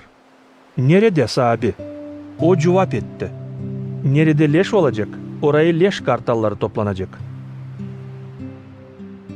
Luka 18. bölüm. İsus söyledi öğrenicilerine bir örnek ki göstersin hani lazım her zaman dua etmeye da hiç bırakılmama. Bir kasabada vardı bir davacı. Hangisi Allah'tan korkmardı, insandan da utanmardı. O kasabada vardı bir dul karı. Hangisi sık gelerdi ona da yalvarardı. Yap doğruluk bana benim karşı duranımla. O uzun vakit istemedi doğruluk yapma ama sonda kendi kendine dedi. Allah'tan korkmuyorum, insandan utanmıyorum. Ama çünkü bu dul karı beni rahat bırakmıyor, ona doğruluk yapacağım ki daima gelip kafamı düğmesin. Sonra sahibi ekledi. İşi dersiniz mi ne der değil doğru davacı. Acaba Allah yapmayacak mı doğruluk seçilmişlerine? Kim ona yalvarır gece gündüz? Çok mu onları bekletecek? Söylerim size, tezde yapacak doğruluk onlara. Ama Adamoğlu gelmesinde yerde inan bulacak mı? Söyledi ta bir örnek onlara. Kim kendine umutlanır hem kendini doğru sayar da başkasını aşağılandırır. 2 kişi gittiler Ayuzbina'ya dua etmeye. Birisi Farisey, öbürü harççı. Farisey ayakça durardı da böyle dua ederdi kendi kendine. Allah'ım şükür ederim sana. Hani değilim kalan insan gibi. Hırsız, kelepirci, orospu, ikinice bu harççı. Ben 2 sıra haftada oruç tutarım. Verelim 10. payını bütün gelirimden. Ama harççı durardı uzakta, kıyışmardı barlim gözlerini göke kaldırsın. O düğerdi göğüsüne da değerdi. Acı beni günahkarı, Allah'ım. Doğru söylerim size. Bu harççı Allah'ın gözünde daha doğru gitti yeve, ne kadar farisey. Zere kim kendini yükseklendirir, o aşağılandırılacak. Kim kendini aşağılandırır, o yükseklendirilecek. Getirerdiler Yesus'a uşakları ki değilsin onlara. Ama yüreniciler görüp bunu, azarlardılar onları. Yesus çağırdı uşakları kendine da dedi: bırakın uşakları gelsinler bana da durgutmayın onları. Zere Allah'ın padişahlığı onların gibileri için. Doğru söylerim size. Kim kabul etmeyecek Allah'ın padişahlığını bir uşak gibi, o orayı hiç girmeyecek. Bir önderci sordu Yesus'a: İyi üretici, ne lazım yapayım ki diveç yaşamak edineyim? Niçin dersin bana iyi? Kimseye değil iyi, yalnız Allah'tan kare. Cevap etti Yesus. Bilersin mi sımarlamakları? Orospuluk yapmayasın, öldürmeyesin, çalmayasın, yalancı şahit olmayasın, babanı hem ananı ikramlayasın. Hepsi bunları tamamladım ta gençliğimden, cevap etti bu adam. Yesus işitip bu lafları dedi: sana sal bir iş yetişmeyer. Sat varlığını, pay et fukaralara da olacak haznan gökte. Sonra gel de izle beni. O işitip bu lafları pek gücendi. Zere büyük varlığı vardı. Yesus görüp hani pek gücendi, dedi: ne zor girsin Allah'ın padişahlığına zengin olanlar. Tailin bir deve iğnenin kulağından geçsin. Ne kadar bir zengin adam Allah'ın padişahlığına girsin. Onlar angıları seslerdiler, dediler: kim acaba kurtulabilir? İsus cevap etti: ne insana olmaz, Allah'a olur. O zaman Petri dedi: bak biz bıraktık hepsini da geldik senin ardına. İsus ona dedi: doğrusunu söylerim size. Hepsi kim bıraktı evini, karısını, kardeşlerini, anasını, babasını, iki uşaklarını Allah'ın padişahlığı için kabul edecek çok daha ziyade bu ömürde, hem gelir ömürde diveç yaşamak. İsus alıp bir tarafa 12 yöneticisini dedi onlara: de biz gideriz Yerusalim'e. Hepsini yazılı proroklardan Adamoğlu için tamamlanacak. Zira Adamoğlu verilecek yabancıların ellerine. Onu gülmeye alacaklar. Süvecekler hem tükürecekler yüzüne. Onu kamçıyla düvecekler de öldürecekler. Ama o 3. günü dirilecek. Onlar anlamadılar bir şey bu laflardan. Zira bu laflar onlar için kapalıydı.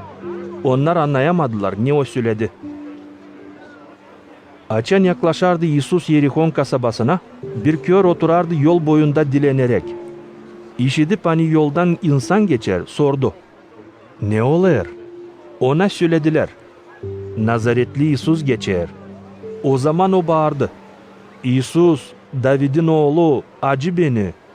Onlar kim giderdi yönde, azarlardılar onu sussun, ama o ta pek bağırardı: David'in oğlu, acı beni. İsus durgundu, sımarladı getirsinler kör adamı. Açan o yaklaştı, İsus sordu: ne istersin sana yapayım? O cevap etti: Sabi, görmek edineyim. İsus dedi: gör, senin inanın seni kurtardı. Kör adam çabuk görmeye başladı da gitti Yesus'un ardına Allah'ı methederek. Hepsi insan görerek ne oldu? Metinlediler Allah'ı. Luka 19. bölüm. İsus girdi Yerihon kasabasına da geçerdi kasaba içinden. Bir zengin adam adı Zakey, harççıların zabidi, isterdi görsün Yesus'u, ama insan beterine göremerdi. Zira kendi alçak boyluydu. Onuştan kaçtı ileri, bindi bir yaban incir ağacına Yesus'u görsün. Çünkü Yesus lazımdı geçsin bu yoldan. Açan Yesus yetişti burayı, baktı yukarı, gördü onu da dedi: Zakey, hızlı in yere, bugün lazım kalayım senin evinde. Zakey hızlı indi yere da Yesus'u sevinmekle kabul etti. Görüp bunu hepsi mırıldanmaya başladılar da değerdiler: girdi konaklansın bir günahkar adamın evinde. Ama Zakey kalkıp sahabiye dedi: Sahabi, benim varlığımın yarısını veririm fukaralara. Eğer bir kimseyi aldattıysaydım ona çevireceğim geri 4 katına. İsus dedi: Büyün bu eve geldi kurtulmak. Zere bu adam da Avraam'ın oğludur. Adam oğlu geldi arasın hem kurtarsın kayıp olanları. Açan Yusuf söylerdi bu lafları Yerusalim'e yakındı. Çünkü çoğu sanardılar. Hani tezde orada kurulacak Allah'ın padişahlığı. O söyledi. Bir adam yüksek boydan yollandı bir uzak memlekete. Ki alsın yeli padişahlığı da sonra dönsün geri. Çağırdı 10 çırağını. Verdi onlara 10 gümüş da dedi. Ben geri dönünce koyun onları alışverişe. Ama vatandaşları ondan haz etmediler. Yolladılar habercileri ardına söylesinler. Biz istemeriz sen padişahlık edesin bizim üstümüze. Açan bu adam aldı padişahlığı yeli. Döndü geri de çağırdı çıraklarını. Kime verdiydi altınları ki görsün. Ne kazandılar alışverişlikten. İlkinkisi geldi de dedi. Çorbacı, senin gümüşünle kazandım daha 10 gümüş. O zaman çorbacı cevap etti. Helal, sen iyi çıraksın. Oldun inanç adam küçük işlerde. Onuştan koyarım seni kullanıcı 10 kasabanın üstüne. Geldi ikincisi de dedi. Çorbacı, senin gümüşünle kazandım daha 5 gümüş. Çorbacı cevap etti. Sen 5 kasabada kullanıcı olacaksın. Geldi üçüncüsü deyip. Çorbacı, de getirdim senin gümüşünü. Korudum onu sarılı bir peşkir içinde. Zere korktum senden. Sen bir keskin adamsın.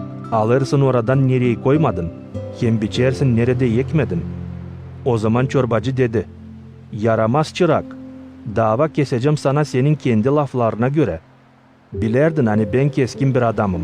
Alırım oradan nereye koymadım. Hem biçerim nerede yekmedim. Niçin o zaman koymadın paramı alışverişle? Ki benim dönmemde kabledeyim geri kazançlan. Sonra döndü orada duranlara da dedi. Alın gümüşü ondan da verin ona. Kimde var o 10 gümüş. Çorbacı cevap etti onlar. Onda şimdi var 10 gümüş. Çorbacı dedi. Size söylerim. Kimde var ona daha verilecek. Kimde yok ondan alınacak neyi de var. Ama benim düşmanlarımı kim istemedi padişahlık edeyim onların üstüne. Getirin burayı da öldürün benim önümde. Bunu söyledikten sonra İsus yollandı Yerusalim'e doğru gitmeye. Yaklaştı Vifagya hem Vifanya köylerine. Hani Zeytin Bayırı'nın yanında. Yolladı 2 yürenicisini de dedi onlara. Gidin öndeki köye. Girerken orayı bulacağınız bağlı bir eşek koduğu. Hangisine ta kimse atlı binmedi. Çözün onu da getirin bana. Yer bir kimseyi sorarsa niçin çözersiniz? Cevap edin. O lazım sahabiye. Yollanmışlar gittiler. Hepsini yöle buldular nice söylediydi. Açın çözerdiler yeşeğin koduğunu. Çorbacılar sordu. Niçin çözersiniz koduğu? Onlar cevap ettiler. O lazım sahabiye. Yüreniciler getirdiler koduğu Yesus'a. Sonra döşediler rubalarını koduğun üstüne de Yesus'u atlı bindirdiler. Yesus atlı giderken insan döşerdi yol üstüne onun yönünde kendi rubalarını. Açan yaklaştı Yerusalim'e. Yılmalanarken Zeytin Bayırı'ndan hepsi yüreniciler sevinmekten bir yüksek sesle başladılar metinlemeye Allah'ı. Hepsi kudretli işler için ne gördüler. İyi sözlenmiş olsun sahabenin adına gelen padişah. Usluluk göklerde, hemmetinlik yüksek yerlerde. Fariseylerden kimisi kim insan arasındaydı. İsus'a dediler. Üretici sustur yürenicilerini. O cevap etti onlara. Söylerim size, yer onlar susarsaydılar, taşlar bağıracaklar. İsus yaklaşıp kasabaya baktı ona da başladı ağlama onun için. O dedi, yer sen bağırın büyün bileydin, nasıl yedinebilirsin usluluk? Ama bu saklı senden. Gelecek vakitler ne zaman düşman duvarlarda toprak yıvacak. Dolaylayacak hem sıkıştıracak seni her taraftan. Yapacak yerle bir seni. Hem yok edecek senin uşaklarını sende. Bırakmayacak sende bir de taş üstünde taş. Zere tanımadın vakitin ne zaman Allah geldi seni kurtarsın.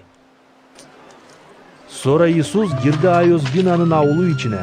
Da başladı kovalama dışarı hepsini. Kim alışveriş yapardı. O dedi onlara. Yazılı, benim evim dua evi olacak. Ama siz çevirdiniz onu haydut inine. İsus her gün yürederdi insanı Ayos bina içinde. Büyük papazlar, bilgiçler hem halkın aksakalları onu öldürmeye bakardılar. Ama yapamardılar bir şey. Zere insan havezle İsus'un lafını seslerdi. Luka 20. bölüm.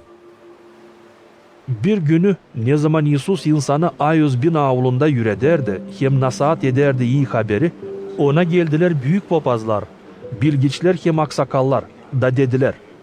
Söyle, ne zabitlikle yaparsın bunları, hem kim verdi sana zabitliği? İsus cevap etti onlara. Koyacağım ben de size bir soruş. Cevap ediniz bana. Yuvanın vaatizliği gökten mi, olsa insandan mı? Onlar birinden laf ederdi. Eğer diyerseydik gökten, o diyecek öyleyse niçin onu inanmadınız? Ama diyerseydik insandan, o zaman insan bizi öldürecek taşla, zere hepsi inanır ani Yuvan bir prorok. Onuştan cevap ettiler. Bilmeyeriz nereden gelir Yuvan'ın vaatizliği. O zaman İsus cevap etti. Ben de söylemeyeceğim size ne zabitlikle yaparım bunları. Sonra söyledi insana bu örneği. Bir adam koydu bir bağ. Verdi onu bağcılara. Sonra uzun bir vakıda gitti başka memlekete. Üzüm vakıdında yolladı bir çırak bağcılara. Alsın payını bağ bereketinden.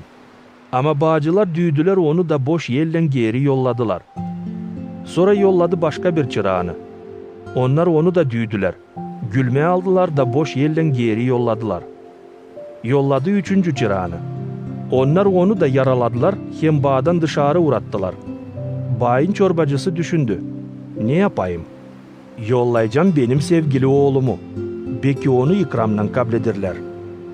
Ama bağcılar görüp onu anlaştılar birbirinden deyip. De çorbacının oğlu. Öldürelim onu. Da bağ bize kalacak. Çıkarıp onu bağdan bir tarafa öldürdüler. Şimdi ne yapacak bağ çorbacısı bu bağcılarla? Gelip telef edecek onları. Ama bağı başka adamlara verecek. Bu lafları işitip insan dedi. Olmaz bu olsun. İsus bakıp uz onların gözlerine dedi. O zaman nasıl anlama bu sözleri hani yazılı? Taş hani ustalar sıbıttı, sonda yetişti köşe taşı olsun. Kim düşecek bu taş üstüne? Ezilecek. Ama kimin üstüne taş düşecek? Onu tuz buz yapacak. Büyük papazlar hem bilgiçler baktılar hemen onu tutsunlar. Ama insandan korkardılar. Zere anladılar hani onlar için İsus bu örneği söyledi. Onuştan başladılar İsus'u kollamaya. Yolladılar ardına göççüleri. Angıları yapındılar kabahatsız.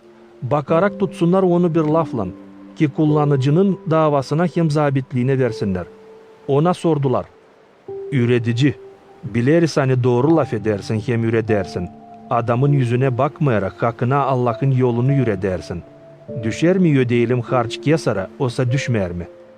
İsus anladı onların şalvirliklerini da dedi. Niçin beni denersiniz? Gösterin bana bir dinar. Kimin resmi hem adı yazılı burada? Kesar'ın. Cevap ettiler onlar. O zaman İsus dedi. Verin Kesar'a ne Kesar'ın, ama Allah'a ne Allah'ın. Tutamadılar onu lafla insanın yönünde. Da şaşıp onun cevabına sustular. Kimisi Sadukeylerden kim der hani yok dirilmek, yaklaşıp İsus'a sordular.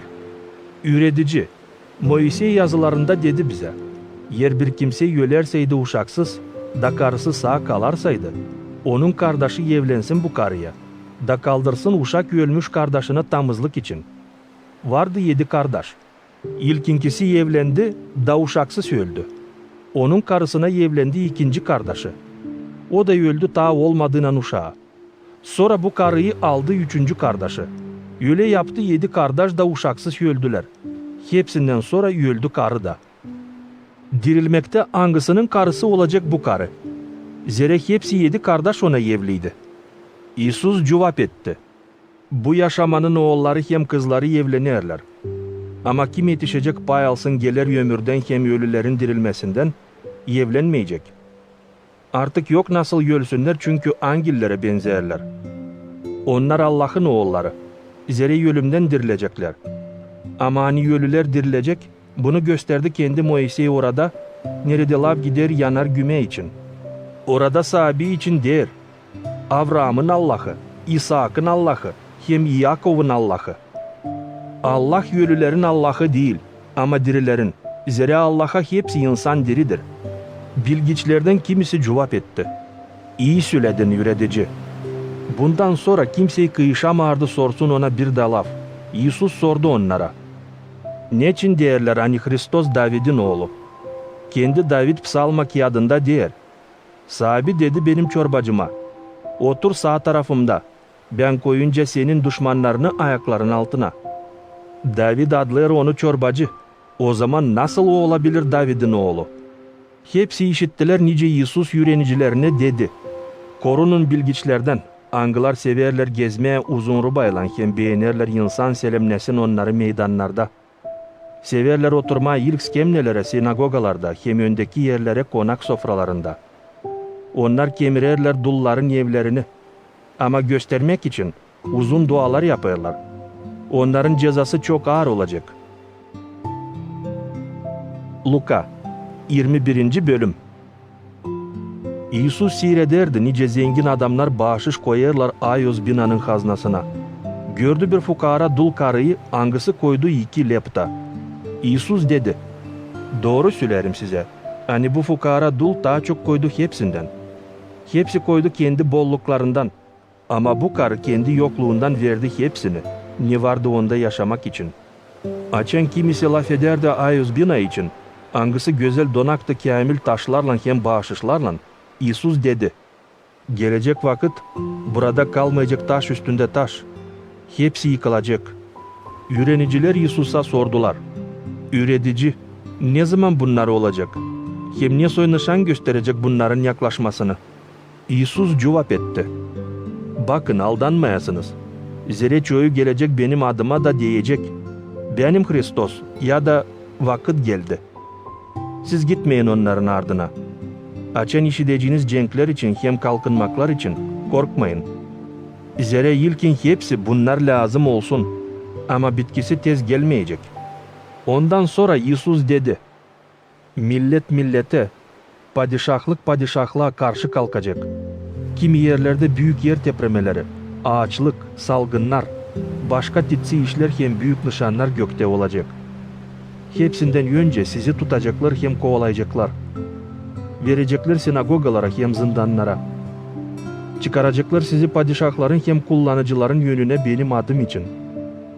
Bu işler olacak ki şahitlik edesiniz benim için. Bunu iyi aklınızda tutun. Düşünmeyin nasıl doğruluğunuzu çıkarmaya. Zira size ariflik lafınıza vereceğim. Da düşmanlarınız size karşı duramayacak hem bir şey diyemeyecek. Onların yerlerine sizi verecekler kendi ananız babanız, kardeşleriniz, hısımlarınız hem dostlarınız. Kimisini sizden öldürecekler. Benim adım için sizden hepsi az etmeyecek. Ama bir de saç başınızdan kaybelmeyecek. Dayanmakla siz kendinizi kurtaracaksınız. Açın göreceğiniz Yerusalim'i dolaylanmış askerlerle bilesiniz. Hani onun dağılması yaklaştı. O zaman kim olacak Yahudiye'de bayırlara kaçsın. Kim bulunacak Yerusalim içinde çıksın oradan. Kim olacak kırda girmesin kasabaya. Bunlar ceza günleri olacak. Ki tamamlansın hepsini yazılı. O günlerde vay mamul hem uşak emziren karılara. Zira yer üstünde bir büyük sıkıntılık olacak. Allah'ın öfkesi bu insan üstüne gelecek. Onlar kılıçtan ölecek. Esirliğe her türlü milletlere götürülecek. Yerusalim yabancı milletlerle çiğnenmiş olacak o zamana kadar, ne zaman milletlerin vakitleri tamamlanacak. Günde, ayda hem yıldızlarda nişanlar olacak. Yer üstünde sıkıntılık milletlerin arasında olacak. Onlar bilmeyecekler ne yapsınlar denizin dalgaları uğultusundan. İnsan bayılacak korkudan belaları bekleyerek ne dünya üstüne gelecek. Zira gökün kuvvetleri sarsalanacak. O zaman görecekler adam oğlunu bulut içinde gelerken büyük kuvvetle hem metinlikle. Açın bunlar başlayacak olma, o zaman doğrulun hem kaldırın bakışlarınızı yukarı. Zira sizin kurtulmanız yaklaştı. Sonra bir örnek söyledi onlara. Bakın incir fidanına hem kalan fidanlara. Açın görersiniz onları yeşererken. Bilersiniz hani yaz yakın. Hep öyle siz de açın göreceğiniz bunları olurken. Bilin hani Allah'ın padişahlığı yaklaşır. Doğru söylerim size. Hani bu boy insan geçmeyecek hepsi bunlar tamamlanmayınca. Yer hem gök geçecek ama benim sözlerim hiç geçmeyecek. Kendi kendinize hesap alın ki bir türlü ağırlaşmasın yürekleriniz koburluktan, içkicilikten hem yaşamak kahırlarından, da o gün gelmesin apansızdan sizin üstünüze. O gün arkan gibi gelecek bu yerde hepsi yaşayanların üstüne.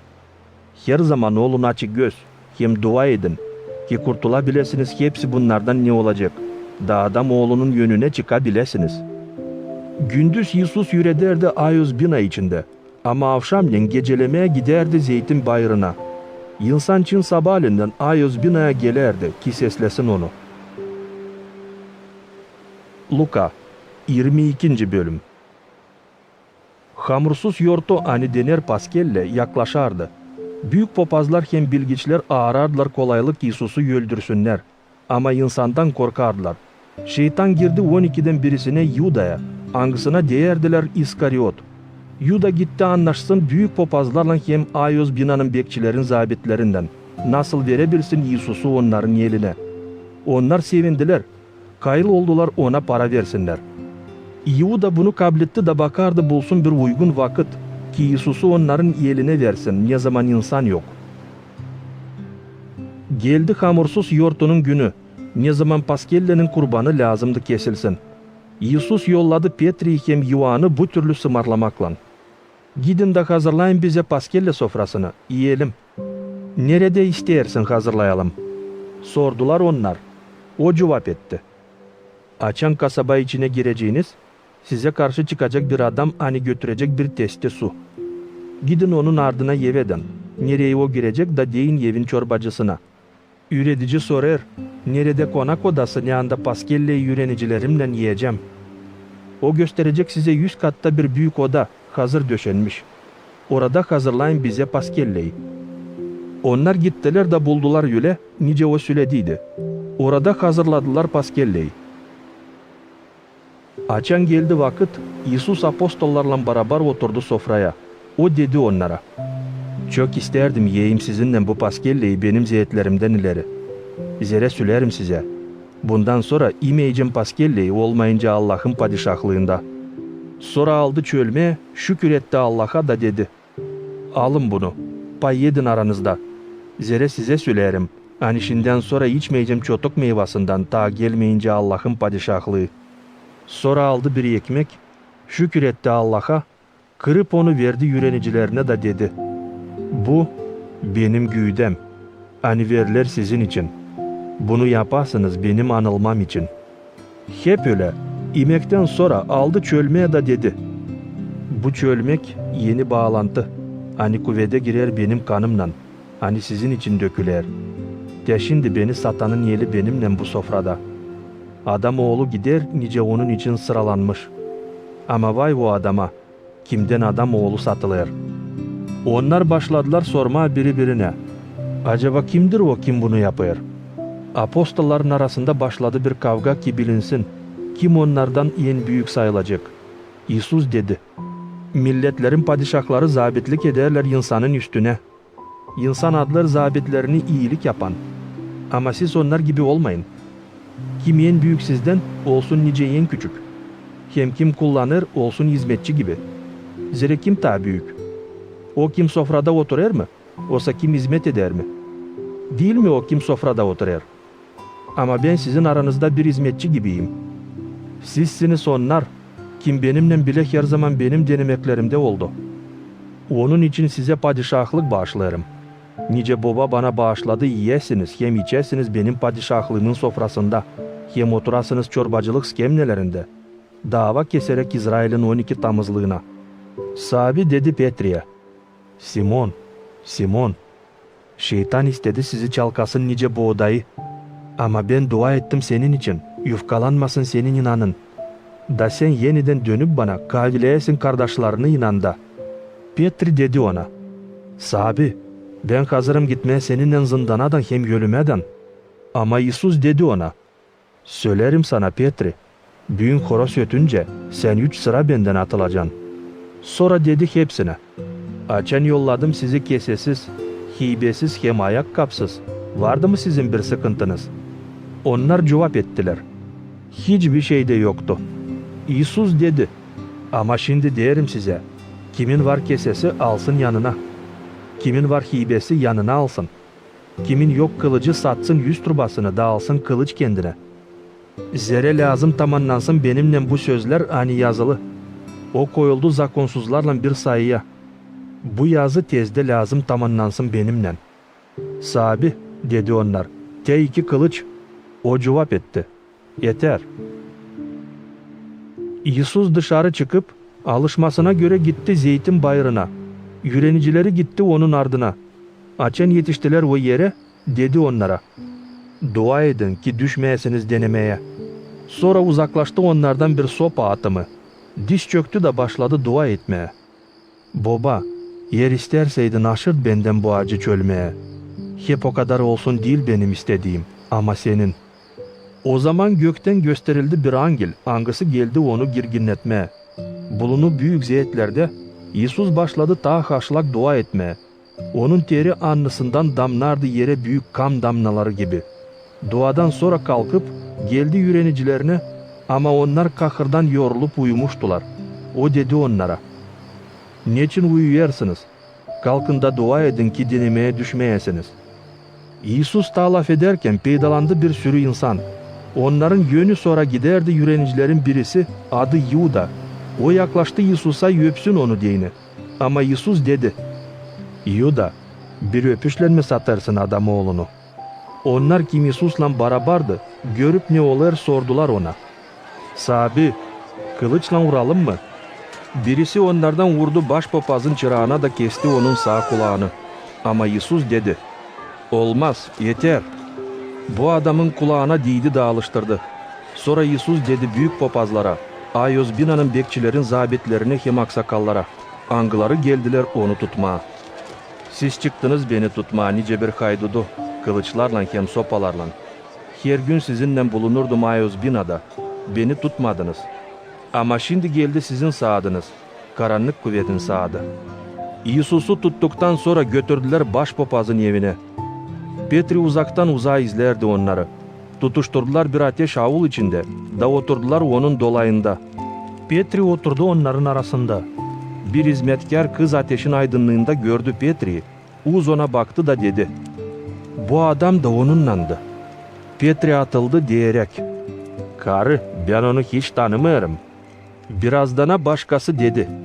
Sen de onlardansın. Ama Petri dedi. Bey adam, ben değilim onlardan. Yakın bir saatten sonra ta birisi dedi. Hiç lafsız bu adam da onunlandı. Zere o da Galileyalı. Petri cevap etti. Bey adam, hiç anlamıyorum ne söylersin. Açan Petri ta laf ederdi. Horoz öttü. Sahibi döndü Davus Petri'ye baktı. O zaman Petri aklına getirdi lafları hani söylediydi İsus. Büyün horoz ötünce sen 3 sıra benden atılacaksın. Petri çıktı dışarı, dağcı ağladı. İsus'un bekçileri gülmeye alardılar hem düverdiler onu. Bağladılar onun gözlerini de sorardılar. Prorokluk et, kim vurdu sana? Hem ta çok betvalarla onu betvalardılar. Açan aydınlandı, halkın aksakalları, büyük papazlar hem bilgiçler toplandılar. İsus'u getirdiler Sinedrion'a da sordular. Sensin mi Hristos? Söyle bize. İsus cevap etti. Eğer söylerseydim size inanmayacaksınız. Eğer sorarsaydım size cevap etmeyeceksiniz bana, hem de kol vermeyeceksiniz beni. Büyünden sonra adam oğlu oturacak kudretli Allah'ın sağ tarafında. Hepsi sorardılar. Aslı manisiyan Allah'ın oğluysun. O cevap etti. Nice söylersiniz benim. O zaman dediler. Ne lazım bize başka şahit? Biz kendimiz işittik lafı onun ağzından. Luka 23. bölüm. Ondan sonra hepsi kalktılar da İsus'u Pilat'a götürdüler. Başladılar onu kabahatlandırma büle laflarla. Biz bulduk bu adamı bizim insanı kızıştırarken kalkınma hem durgudarken. Harç ödemesinler Kesar'a. O kendini sayar Hristos, padişah. Pilat sordu. Sensin mi Yahudeylerin padişahı? Öyle nice söylersin. Cevap etti İsus. Pilat dedi büyük papazlara, ben bulmayarım bir de kabahat bu adamda. Onlar çok çalıştılar deyip, o kaldırır insanı, yürüder bütün Yudeya'da, başlayıp Galilea'dan buraya kadar. Pilat işitip bunu sordu. Bu adam Galilea'dan mı? Açan anladı hani İsus İrod'un kullanmasından, onu İrod'a yolladı. Angısı o günlerde Yerusalim'deydi. İrod görüp İsus'u pek sevindi. Zere çoktan isterdi onu görsün. Çünkü onun için işittiydi da umutlanardı görsün onu yaparken bir miraklı nişan. Koydu ona çok soruşlar ama İsus hiç cevap vermedi. Büyük papazlar hem bilgiçler orada durardılar da büyük öfkeyle amazlardılar onu. İrod kendi askerlerinden aşağılattı hem gülme aldı İsus'u. Giydirdi onu yalabık rubayla, sonra geri yolladı Pilat'a. O günden sonra İrod hem Pilat dostlaştılar birbirinden. Ama bugüne kadar düşmanlık ederdiler. Pilat topladı büyük papazları, yöndercileri hem insanı da dedi onlara. Getirdiniz bana bu adamı nice birisini, angısı kızıştırır insanı kalkınma. Ama araştırıp hepsini sizin yönünüzde, bulmadım bu adamda bir de kabahat ne siz söylediniz. İrod da bulmadı. Onuştan onu geri bize yolladı. Görersiniz, bu adam bir şey yapmadı ki ölüme kabahatli olsun. Onuştan düydürdükten sonra kol vereceğim onu. Her Paskelle yortusunda Pilat lazımdı kol versin kapanmışlardan birisini. Ama hepsi onlar bağırdılar bir sesle. Ölüme onu, kol ver bize Varava'yı. Varava'yı zindana kapadıydılar kalkınmak hem adam öldürmek beterine. Ne o yapmıştı kasaba içinde. Pilat yeniden danıştı onlara umutlanarak kol versin İsus'u. Ama onlar bağırdılar. Ger onu Stavroz'a. Pilat 3. sıra sordu. Ne kötülük o yaptı? Ben bulmadım bir de kabahat onda ölüm için. Öyle ki düydürdükten sonra kol vereceğim onu. Onlar büyük sesle bağırdılar hem zorladılar ki İsus gerilsin Stavroz'a. Onların hem büyük papazların bağırmakları yensediler. Pilat kararladı onların istediklerini tamamlasın. Kol verdi onu. Kim kapana kapalıydı kalkınmak hem adam öldürmek için. Onu kimi istediler. Ama İsus'u bıraktı onların istediğine. Açan götürerdiler onu Stavroz'a germe, yolda durguttular bir adamı adı Kirineli Simon. Angısı kırdan gelerdi. Koydular onun omuzlarına Stavroz'u ki İsus'un ardına götürsün. İsus'un ardına giderdi bir sürü insan hem karılar, angıları ağlardılar hem göğüslerini düverdiler. İsus dönüp onlara dedi. Yerusalim'in kızları, ağlamayın benim için. Ama ağlayın kendiniz için hem uşaklarınız için. Zere yaklaşır vakit açan insan diyecek. Ne mutlu uşaksız karılara angları hiç doğdurmadılar, hem hiç emzirmediler. O zaman diyecekler bayır kanaralarına, düşün bizim üstümüze, hem bayırlara, örtün bizi. Yer bu yapılarsaydı yeşil fidanla, ne olacak o zaman açan kuruyacak? İsus'la beraber götürerdiler 2 haydut. Angılarını lazımdı öldürsünler onunla beraber. Yetişip yere neresine denilir baş kemiği, orada Stavroz'a gerdiler onu hem 2 haydudu. Birisini sağ, öbürünü sol tarafına. İsus deyerdi. Baba, affet onları. Zere bilmeyerler ne yapıyorlar. Attılar çetele, pay edip rubalarını birbirinin arasında. İnsan durardı orada da seyrederdi. Gönderciler gülmeye alardılar İsus'u hem deyerdiler. O başkalarını kurtardı.